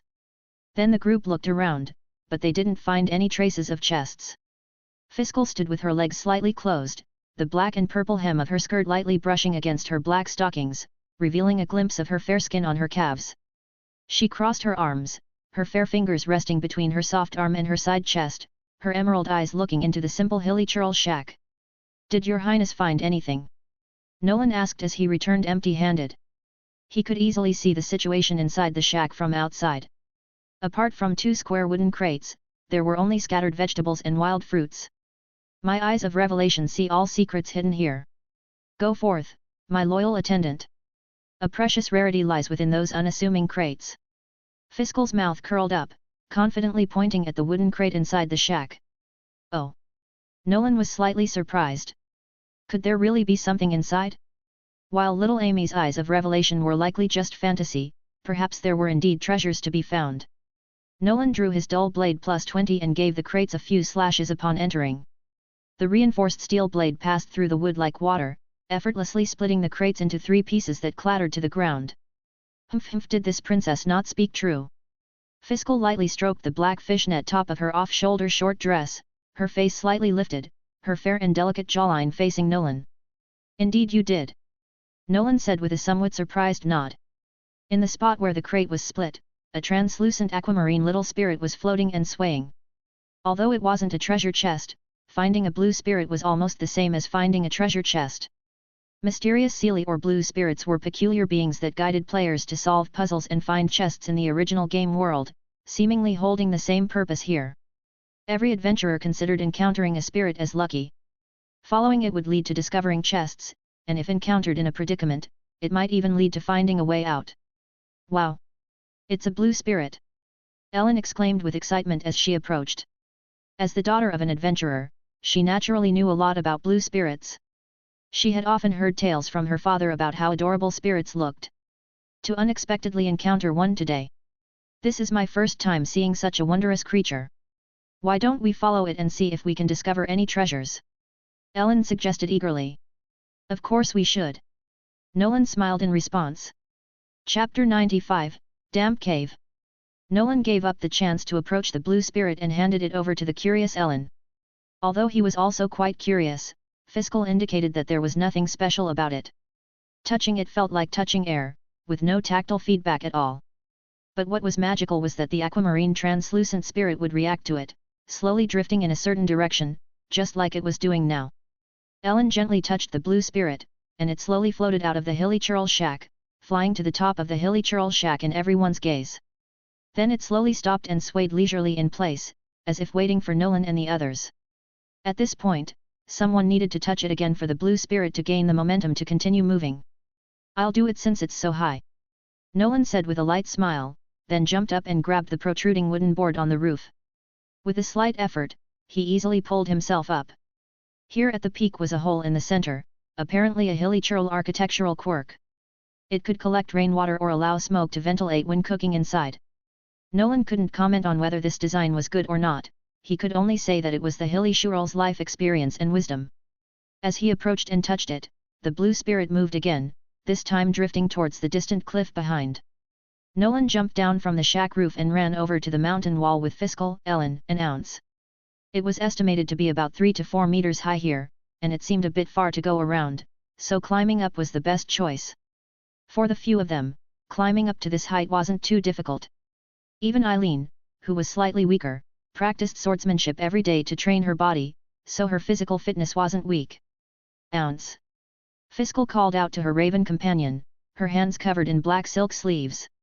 "Ah, miss, there's no need for such a small matter." Ounce immediately understood what his mistress meant. She probably wanted to use elemental burst to fly up to the cliff instantly. But this would consume stored elemental energy, which came from the use of elemental skills. Although it wasn't difficult to collect, it wasn't necessary to waste it. "Humph, you simply don't understand, Ounce. As the Princess der Verartilung of the Immernachtreuk, I must present a poised and elegant figure before my loyal attendants." Fischl slightly straightened her chest, the black fishnet bodysuit she wore slightly revealing her fair, soft skin. She paused, lips pursed, before continuing, this is the responsibility that a princess must bear as a role model. I see, I understand. Ounce suddenly felt that his mistress made sense. Due to her personality, Fischl had few friends. As an investigator at the Adventurers Guild, she rarely needed to team up due to her excellent investigative skills. Most of the time, she acted alone. So Fischl's thoughts were rarely expressed, but she was indeed affected by her attendance. After all, climbing the mountain slowly in front of them would indeed affect the princess's dignity. Watching Ounce fly Fischl up effortlessly, Nolan felt a tinge of envy. It reminded him of Lisa's research into the delusion. I wonder if there's been any progress. He felt that he should visit the library more often in the future. Besides finding opportunities to gain affection, he could also show concern for her research. After all, this was his closest opportunity to mastering elemental power so far. The price to pay was just running errands and doing odd jobs for Lisa, which wasn't a problem at all. With a hint of anticipation, Nolan grabbed onto the protruding spots on the mountain wall and began to climb up. With a few jumps, he easily ascended the 3 to 4 meter height. Ellen was a bit slower. Some mud stuck to her snow-white legs beneath her shorts. She climbed up and gently patted her knees, smiling. Hee, sorry for the wait. Let's continue following the blue spirit. It's okay. Since you just had a battle, you can take a break if you're feeling tired, Nolan said, concerned. It's fine. Walking actually helps me relax, Ellen said as she stretched her limbs. Nolan nodded and then lightly waved his hand past the aquamarine translucent spirit. The petite spirit continued to float forward. Following the blue spirit through hills and valleys, the soles and sides of their shoes turned completely green.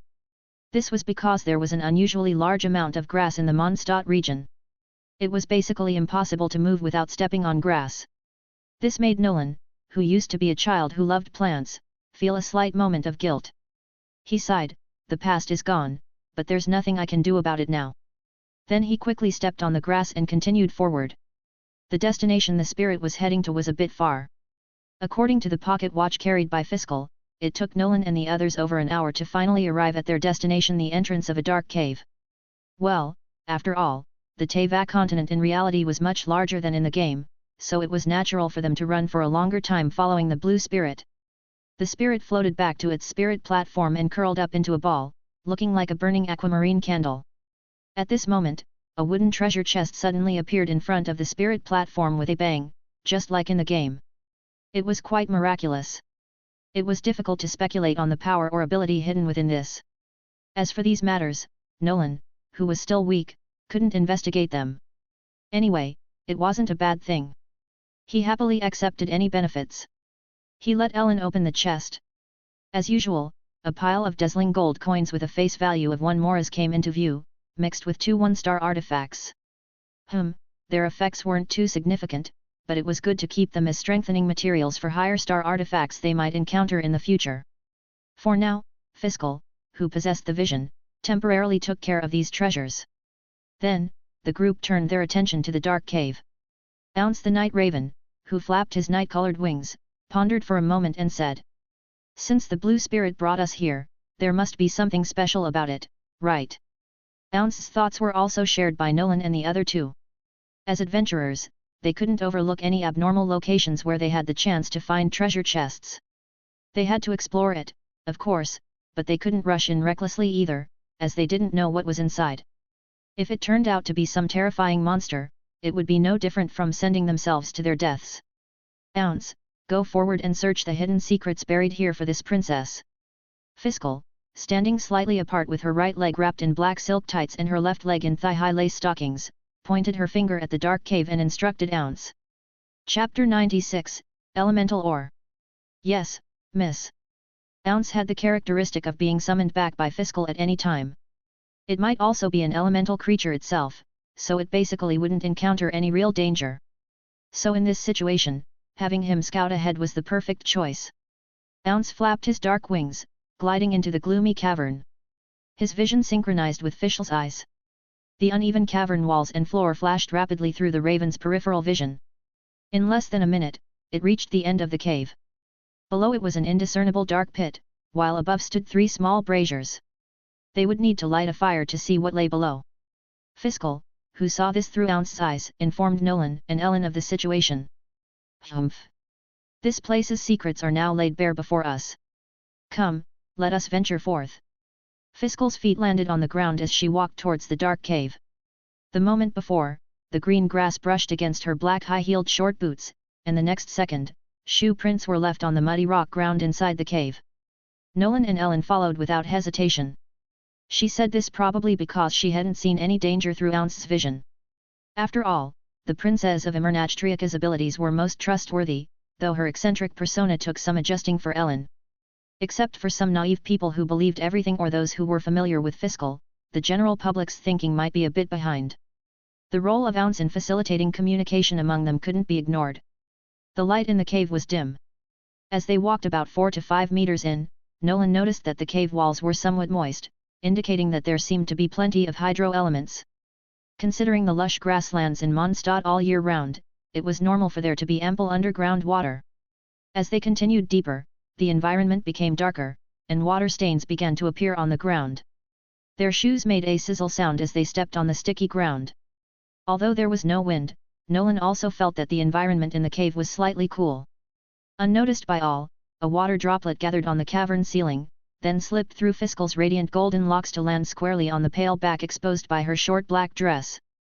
Instantly, a bone-chilling sensation spread from Fischl's spine to every soft inch of her skin. "Ya!" In the sudden silence, a girl's exclamation sounded. Fischl couldn't help but stop in her tracks, trembling slightly, and goosebumps immediately appeared all over her. "Are you okay, Miss Fischl?" Ellen, who was visibly nervous in the dark environment, was startled, thinking they had encountered some danger. I am fine." Fischl used her left hand, wrapped in a black silk long sleeve, to wipe away the water on her back. The sleeve became wet, and she sighed slightly. Even this princess is not immune to such stealthy ambushes. Ah, 'twas but a rogue water droplet. Easily overlooked in this darkness. Understanding the situation, Ellen breathed a sigh of relief. Nolan glanced at the slightly protruding wall of the cave ceiling, where a drop of water fell and then another drop began to form. He saw when he came in that the cave in this hill was only 2 or 3 meters thick from the surface grassland, and there were no trees or anything. In theory, even if the cave was damp, it wouldn't reach this level. It wouldn't lead to some underground river inside, but when it rained, water seeped underground, eventually accumulating into a pool in the cave, which was quite possible. After a while, Nolan and the others saw Ounce ahead of them. By now, the light here was ridiculously dim. They could barely make out the deeper depression ahead. "Everyone, there are a few small pyro braziers nearby that need to be lit to see ahead." Ounce flew back to Princess Fischl's side and reminded them. Nolan nodded slightly. He vaguely saw 3 small pyro braziers arranged in a triangle ahead. Since there were braziers, it was very likely that someone had already been here before. Although having ready-made fire racks without having to set up new ones for lighting seemed good, if there were treasures here, they might have already been taken by previous visitors. "Let me light them," Ellen said excitedly. In her adventurer's backpack, there were 2 or 3 boxes of matches for convenient lit, which came in handy in situations like this in the wilderness. "All right, it's up to you, Miss Ellen." Ounce gently nodded. Ellen took out a match from her backpack, struck it gently, and scattered a few sparks. Then the head of the match ignited completely. While the match was still burning, she quickly placed it on the fire rack. As it came into contact with the firewood on the rack, the fire slowly ignited. The fire grew larger and larger until it became a roaring blaze. One fire rack was enough to barely illuminate the surrounding area, allowing Nolan and the others to see the situation below the depression. About 5 or 6 meters deep, the bottom of the depression was slightly inclined. Many crystal chunks and iron chunks grew on the high side. At the same time, there were 3 geoslimes with stone helmets moving slowly over there. On the lower side was a pool occupying half of the pit, with 3 hydro slimes and some kind of water blue ore, which looked similar to magic crystal ores, but apparently not. Could that be elemental ore infused with hydro? Ellen's face showed an excited expression. Miss Ellen is right. This is indeed a water elemental ore. With it here, it's no wonder this cave is so damp. Ounce, being well-traveled and experienced in investigating tasks with Fischl, had seen various elemental ores, so he couldn't be wrong about this. Hearing Eileen and Ounce's words, Nolan thought of the elemental-imbued arrow made by Wagner. Because he no longer had any ores containing fire elements, production had temporarily stopped, which meant he also didn't have a means of causing elemental attacks. If he brought some water elemental ores to him, could he make hydro-imbued arrows, which could cause hydro-elemental damage? Nolan's eyes brightened slightly, and he said with a little anticipation, Ellen, go ahead and light the other 2 fire racks, then we'll defeat the slimes and mine these ores. Okay, no problem. Ellen nodded lightly. With all the fire racks lit, the space was completely illuminated. Fischl's black high-heeled short boots stepped on a moss-covered rock, her feet slightly lifted, and the snug-fitting black silk stockings showed the soft curves of her calves. She also pointed to the depression ahead and said, leave them to this princess. Chapter 97, Defeating some powerful enemies. Among the 2 types of slimes below the depression, there was a large slime in each category, making it a bit challenging for Ellen to handle on her own. Moreover, with an abundance of water elements there, it was perfect for the display of lightning elements. Fischl gathered her power and unleashed a charged shot. The entire pool of water crackled with lightning. The water slimes facing the lightning attack could hardly resist, and 2 small water slimes quickly burst open under the pressure. The large one barely held on until the lightning elements were depleted, but it was already on its last legs. Nolan took the opportunity to fire an armor-piercing arrow, delivering the final blow. Defeated a powerful enemy, obtained 166 Adventure Express. Swiftly defeating the water slimes inevitably alerted the rock slimes. However, given their intelligence, their first reaction wasn't to flee but to angrily attack Nolan and the others. However, by the time they bounced up the slope from below the depression, Nolan and the others had plenty of time to easily deal with these geo-slimes. A soft smile curved Fischl's lips, and she slightly lifted her fair chin, saying, Humph! Witness the might of the Amernachtriaca's thundering smite.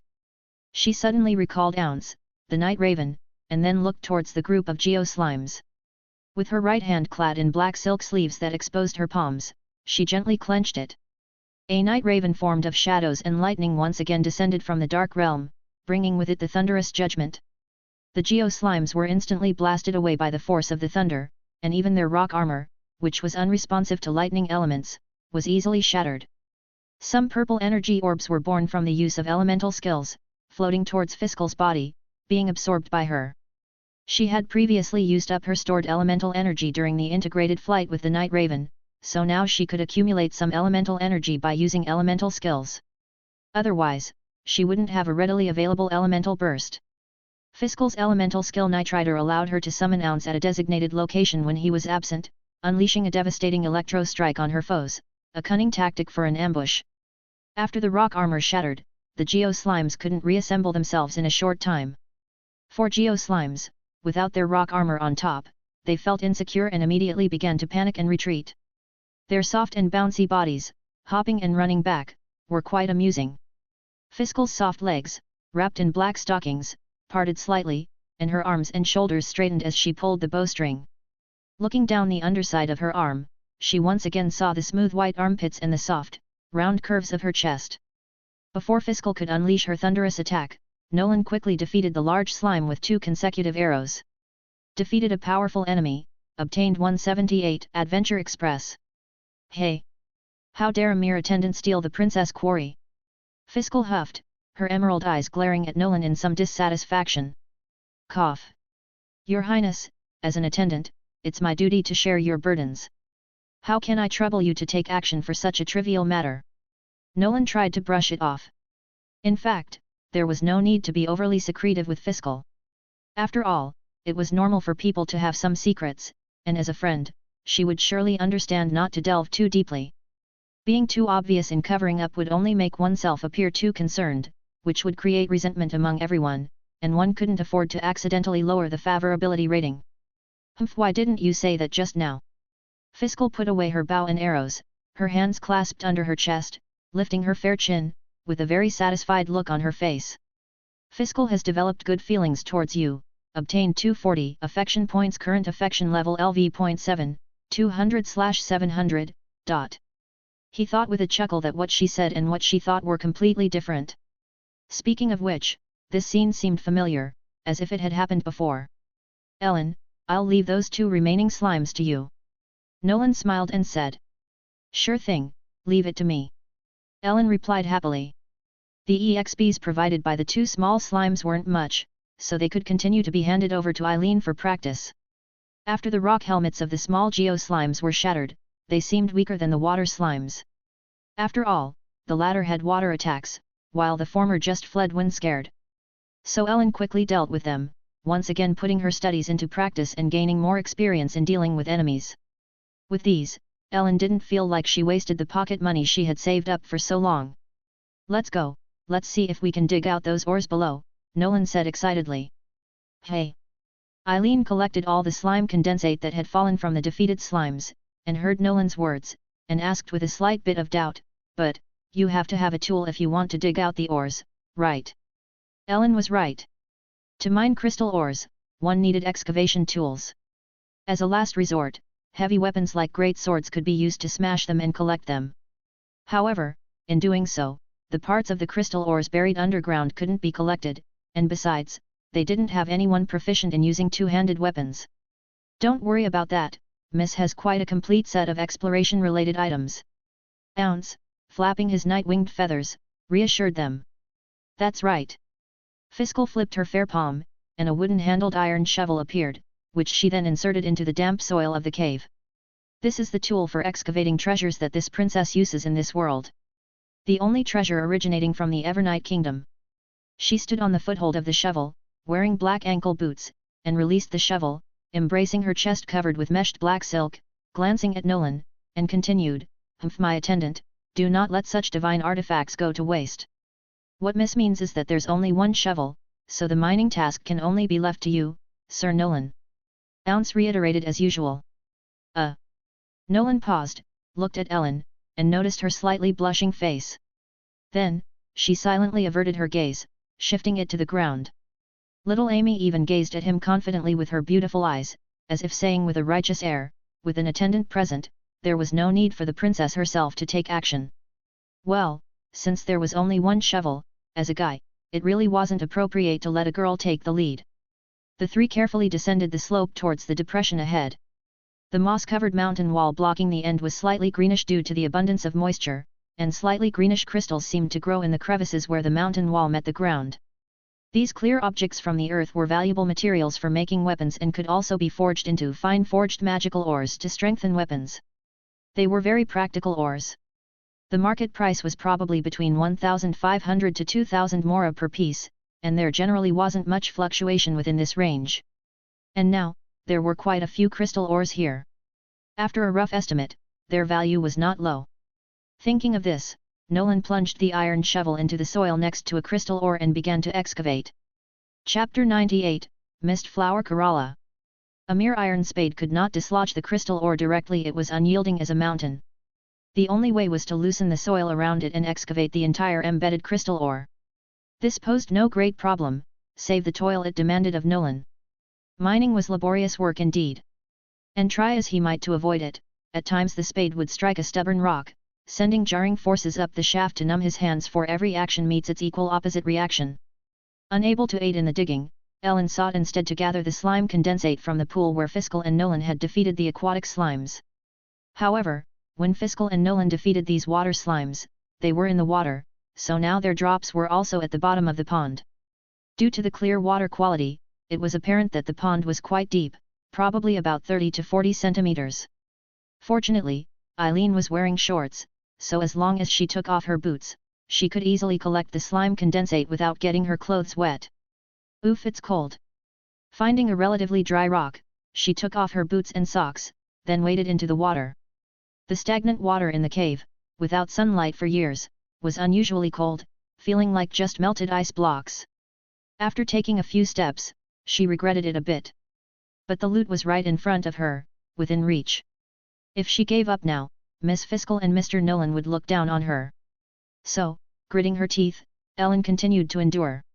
She leaned her upper body forward, reaching into the water with her fair palm. With a slightly strained expression, the elemental ores, emitting a faint glow from the water element, shone brightly in her hand. Finally, Ellen successfully touched the slime condensate, grabbed it, and hastily left the pond as if escaping. When she returned to the shore, her feet were already red from the cold, and her sense of touch was somewhat dulled. "Oh dear, Miss Ellen, are you okay?" Ounce noticed Ellen's condition and asked with concern. I am fine. While speaking, Ellen's voice trembled slightly with her teeth chattering. Then, unable to hold it in, she covered her nose and sneezed, causing her orange ponytail to sway. Looks like I caught a bit of a cold. Ellen looked at her damp palms caused by the water from her nose and said to avoid further colds, I'll go warm up by the campfire over there. All right, go ahead. Ounce nodded. With Ellen's task completed, Nolan finally dug out a whole piece of crystal ore. Judging by its weight, he estimated that it was equivalent to about 3 standard kilograms of crystal ore commonly found on the market, valued at around 6,000 mora. This wasn't a small amount, and there were about 4 similar pieces. Fischl approached the dugout crystal ore, squatted down, and with her semi-transparent black stockings snugly fitting her legs, she pressed her fair hand against the clear and transparent crystal. The purple vision flickered slightly, successfully turning this piece of crystal ore into dots of light and storing it. Her vision had a load of over 30 kilograms. Besides some food and drinking water for a few days and essential outdoor items such as tents, there was also spare carrying capacity specifically used to store exploration gains. Therefore, it was no problem to load all the crystal ore here. Nolan took a slight breath and then continued to mine other crystal ores. Clink, clank. In terms of mining, an iron shovel was not as efficient as an iron pickaxe, and the efficiency was a bit too low. However, Nolan possessed the talent Abundant Life, which accelerated his stamina recovery. For an ordinary person, using an iron shovel to mine for such a long time would have probably exhausted them long ago. Nolan looked at the only digging artifact in the Evernight Kingdom that was completely worn out, and somewhat helplessly looked towards the ruler of Ashen Darkness. Humph! Fischl crossed her arms beneath her chest covered by a black skirt, slightly pretending to be angry as she turned her head away, revealing her fair ears under her golden hair. Watching Fischl's proud appearance, Nolan gently smiled and comforted, well, this divine weapon can also be upgraded now. As a member of the Evernight Kingdom, it retires with honor in its shining glory. The princess should be happy for it. What you said makes sense. Fischl touched her fair and soft chin, pondered for a moment, and nodded in agreement. Fischl has developed good feelings towards you, obtained 90 affection points. Current affection level, LV7, 290/700. After Fischl collected all the ores, Nolan hesitated as he looked at the elemental ores in the pond. Because elemental ores couldn't be collected with ordinary tools. Just like the ore containing lightning elements, the electric crystal, to collect it, one needed to use pyro elements to attack it and cause an overload reaction to easily obtain it. Similarly, water elemental ores, according to the records of the Adventurers Guild, were similar to electric crystals and required a corresponding element to collect them smoothly, which was the ice element. Forcing other methods was entirely a thankless task.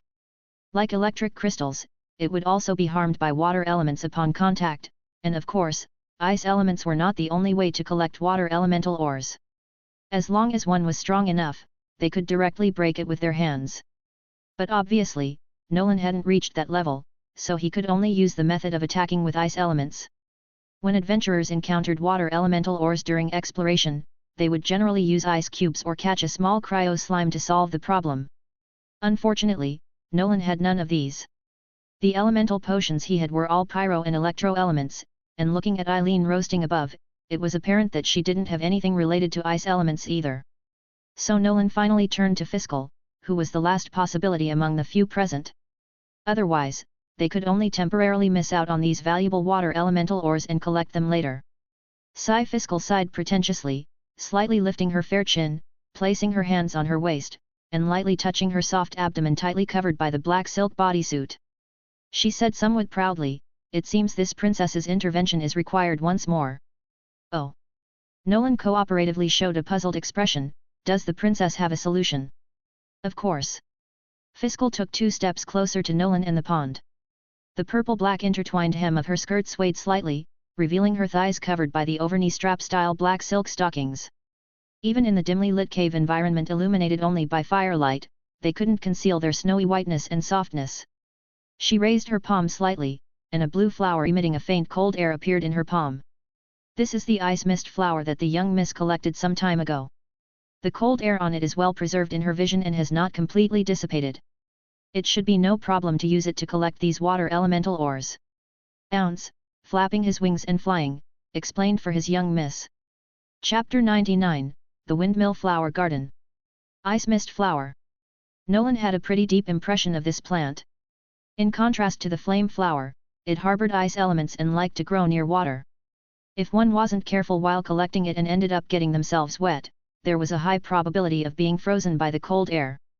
These were all lessons learned from Nolan's experience playing the original game. The ice mist flower's formidable cold air could even freeze oneself. As a means of self-protection, one needed to use flames to thaw it out in order to collect it. This wasn't actually difficult because matches or a fire starter were essential for making fires in the wild. Just find a few dry branches to light up and place them nearby to solve the problem. On the contrary, ice blocks were not easy to carry because they would melt if left for too long. Generally speaking, adventurers exploring wouldn't bring such things, especially when encountering problems like water elemental ores that required ice elements to solve. They would simply make a note of the location and figure out a solution later. Speaking of which, if I bring this flower into the water to mine, will I freeze myself and be unable to come out? Nolan looked at Fischl, who was presenting the ice mist flower in front of him, with a somewhat helpless expression. Although he didn't want to shirk responsibility, this matter was indeed a bit difficult for him. After all, it was quite unbelievable to take the ice mist flower, still emitting cold air, into the water. There was a danger of accidentally freezing oneself. Cough, it's the fault of this princess's lack of consideration. Fischl's fair face showed a slight blush, and she coughed awkwardly before turning to her attendant, Ounce, and saying, Ounce, I'll leave this task to you. She didn't want to admit it, but she had become somewhat accustomed to relying on reliable attendants when encountering problems. No problem, miss. Ounce nodded and flew towards the water with the ice mist flower in his claw. Since he didn't touch the water, there was no problem with the ice mist flower, which was emitting cold air. It just felt a bit chilly. And because Ounce could fly, he wouldn't get wet, so it was quite suitable for him to collect the water elemental ores. Nolan watched as Ounce grabbed the ice mist flower and lightly touched the tip of a water elemental ore exposed on the surface of the water, originally appearing as a water blue crystal. Under the action of the cold air, it turned into a color similar to ice. After about 5 or 6 seconds, the surface of the water elemental ore connected to the earth shattered like ice, and the core blue water elemental crystal fell into the water under the influence of gravity. Ounce easily grabbed it with his other claw, successfully collecting a piece of hydro elemental ore. There were a total of 3 hydro elemental ores in the water pool. With the ice mist flower, Ounce successfully collected them back and forth a few times. Miss, mission accomplished. After Night Raven Ounce collected the 3 water elemental ores, everyone found that the water level in the pool began to slowly recede until it disappeared. Then, with a bang, a delicate treasure chest emerged. Nolan's eyes lit up. So, were these water elemental ores part of a puzzle mechanism? Your Highness, let's see what luck you have. Treasure chests of the same level could open things that were largely different, but things like primogems appeared randomly. Nolan lacked a bit of confidence in his own luck, so handing it over to the dignified little Amy was a good choice. Perhaps even the elusive luck would give the ruler of the Ashen Darkness, the Princess of Evernight Kingdom, some face. Well, since my reliable attendant says so, then leave it to this princess. Fischl stepped forward with her legs clad in mismatched black stockings, leaving imprints on the mud where the water had just receded. She had just thought of squatting down to open the treasure chest when she suddenly realized that doing so would soil the hem of her skirt with the mud on the ground. Although it was normal to get clothes dirty during adventures, it was easy to change them later. But since it could be avoided, there was no need to make oneself uncomfortable. My ever-reliable attendant, come assist your princess. This dress woven from the Evernight Kingdom cannot be stained by such stubborn filth. Fischl lifted the hem of her skirt slightly with her hands, revealing her slightly concealed legs wrapped in black stockings under the skirt. Turning her head with golden hair, her green eyes looked at Nolan with some trouble. All right, as you command, princess. Nolan smiled in accordance with little Amy's character and replied, then stepped forward to take the hem of her skirt from her own hands. The texture of the fabric was very soft, but it felt a bit chilly in this environment. At this moment, a affection prompt from the system panel also popped up. Fischl has developed good feelings towards you, obtained 120 affection points. Current affection level LV.7, 410/700. Although she didn't say it verbally and didn't show it during their interaction, Fischl actually quite liked Nolan. After all, he was one of the few who understood her temperament and was willing to cooperate with her. So, when Fischl developed a favorable impression of him, it was relatively easier for her. Fischl bent down slightly, and the purple-black hem of her skirt automatically lifted in Nolan's hands, revealing the snow-white thighs wrapped in stockings. Click! The exquisite treasure chest was easily opened, and Nolan's gaze also glanced over Fischl's golden hair and snow-white shoulders to see what was inside the chest. Surprisingly, the scene of glittering mora was gone. Even the primogems that Nolan was looking forward to were not there. Instead, there was only a roll of yellowed paper. Even Ounce, the night raven, looked slightly surprised and said, "Oh, this situation is quite rare. Generally speaking, what could be found inside a treasure chest were mora, artifacts, raw stones, and elemental imprints like the Inmo sigils. It was uncommon for things unrelated to these to appear. But this rolled-up paper in the chest might be even more precious. Let's open it and see what it is." Nolan speculated with a mindset that generally wouldn't go wrong. "Haha, the attendant makes a valid point. Indeed, you are worthy of being this princess." Fischl took the rolled-up paper from the chest and stood up, her fair fingertips pinching the end of the scroll gently, causing the entire paper to unfold. On the yellowed paper was a mountain picture, with a red circle drawn somewhere in the upper right corner marked as Windmill Flower Garden, and then a long red dashed line extending down to the lower left corner marked as Unnamed Mountain Cave. "Oh? Is this a guide map from here to the Windmill Chrysanthemum Flower Garden?" Ounce pondered for a moment and said, "I have a hunch that there must be treasure there." A smile appeared on Fischl's fair face, and her soft lips moved slightly as she spoke. Chapter 100, The Unexpected Windstorm. A treasure map. Nolan nodded, somewhat agreeing. Finding something like this in a treasure chest wasn't particularly surprising. After all, such occurrences were common in the original game. Although he didn't understand it for the time being, there must be some reason behind it.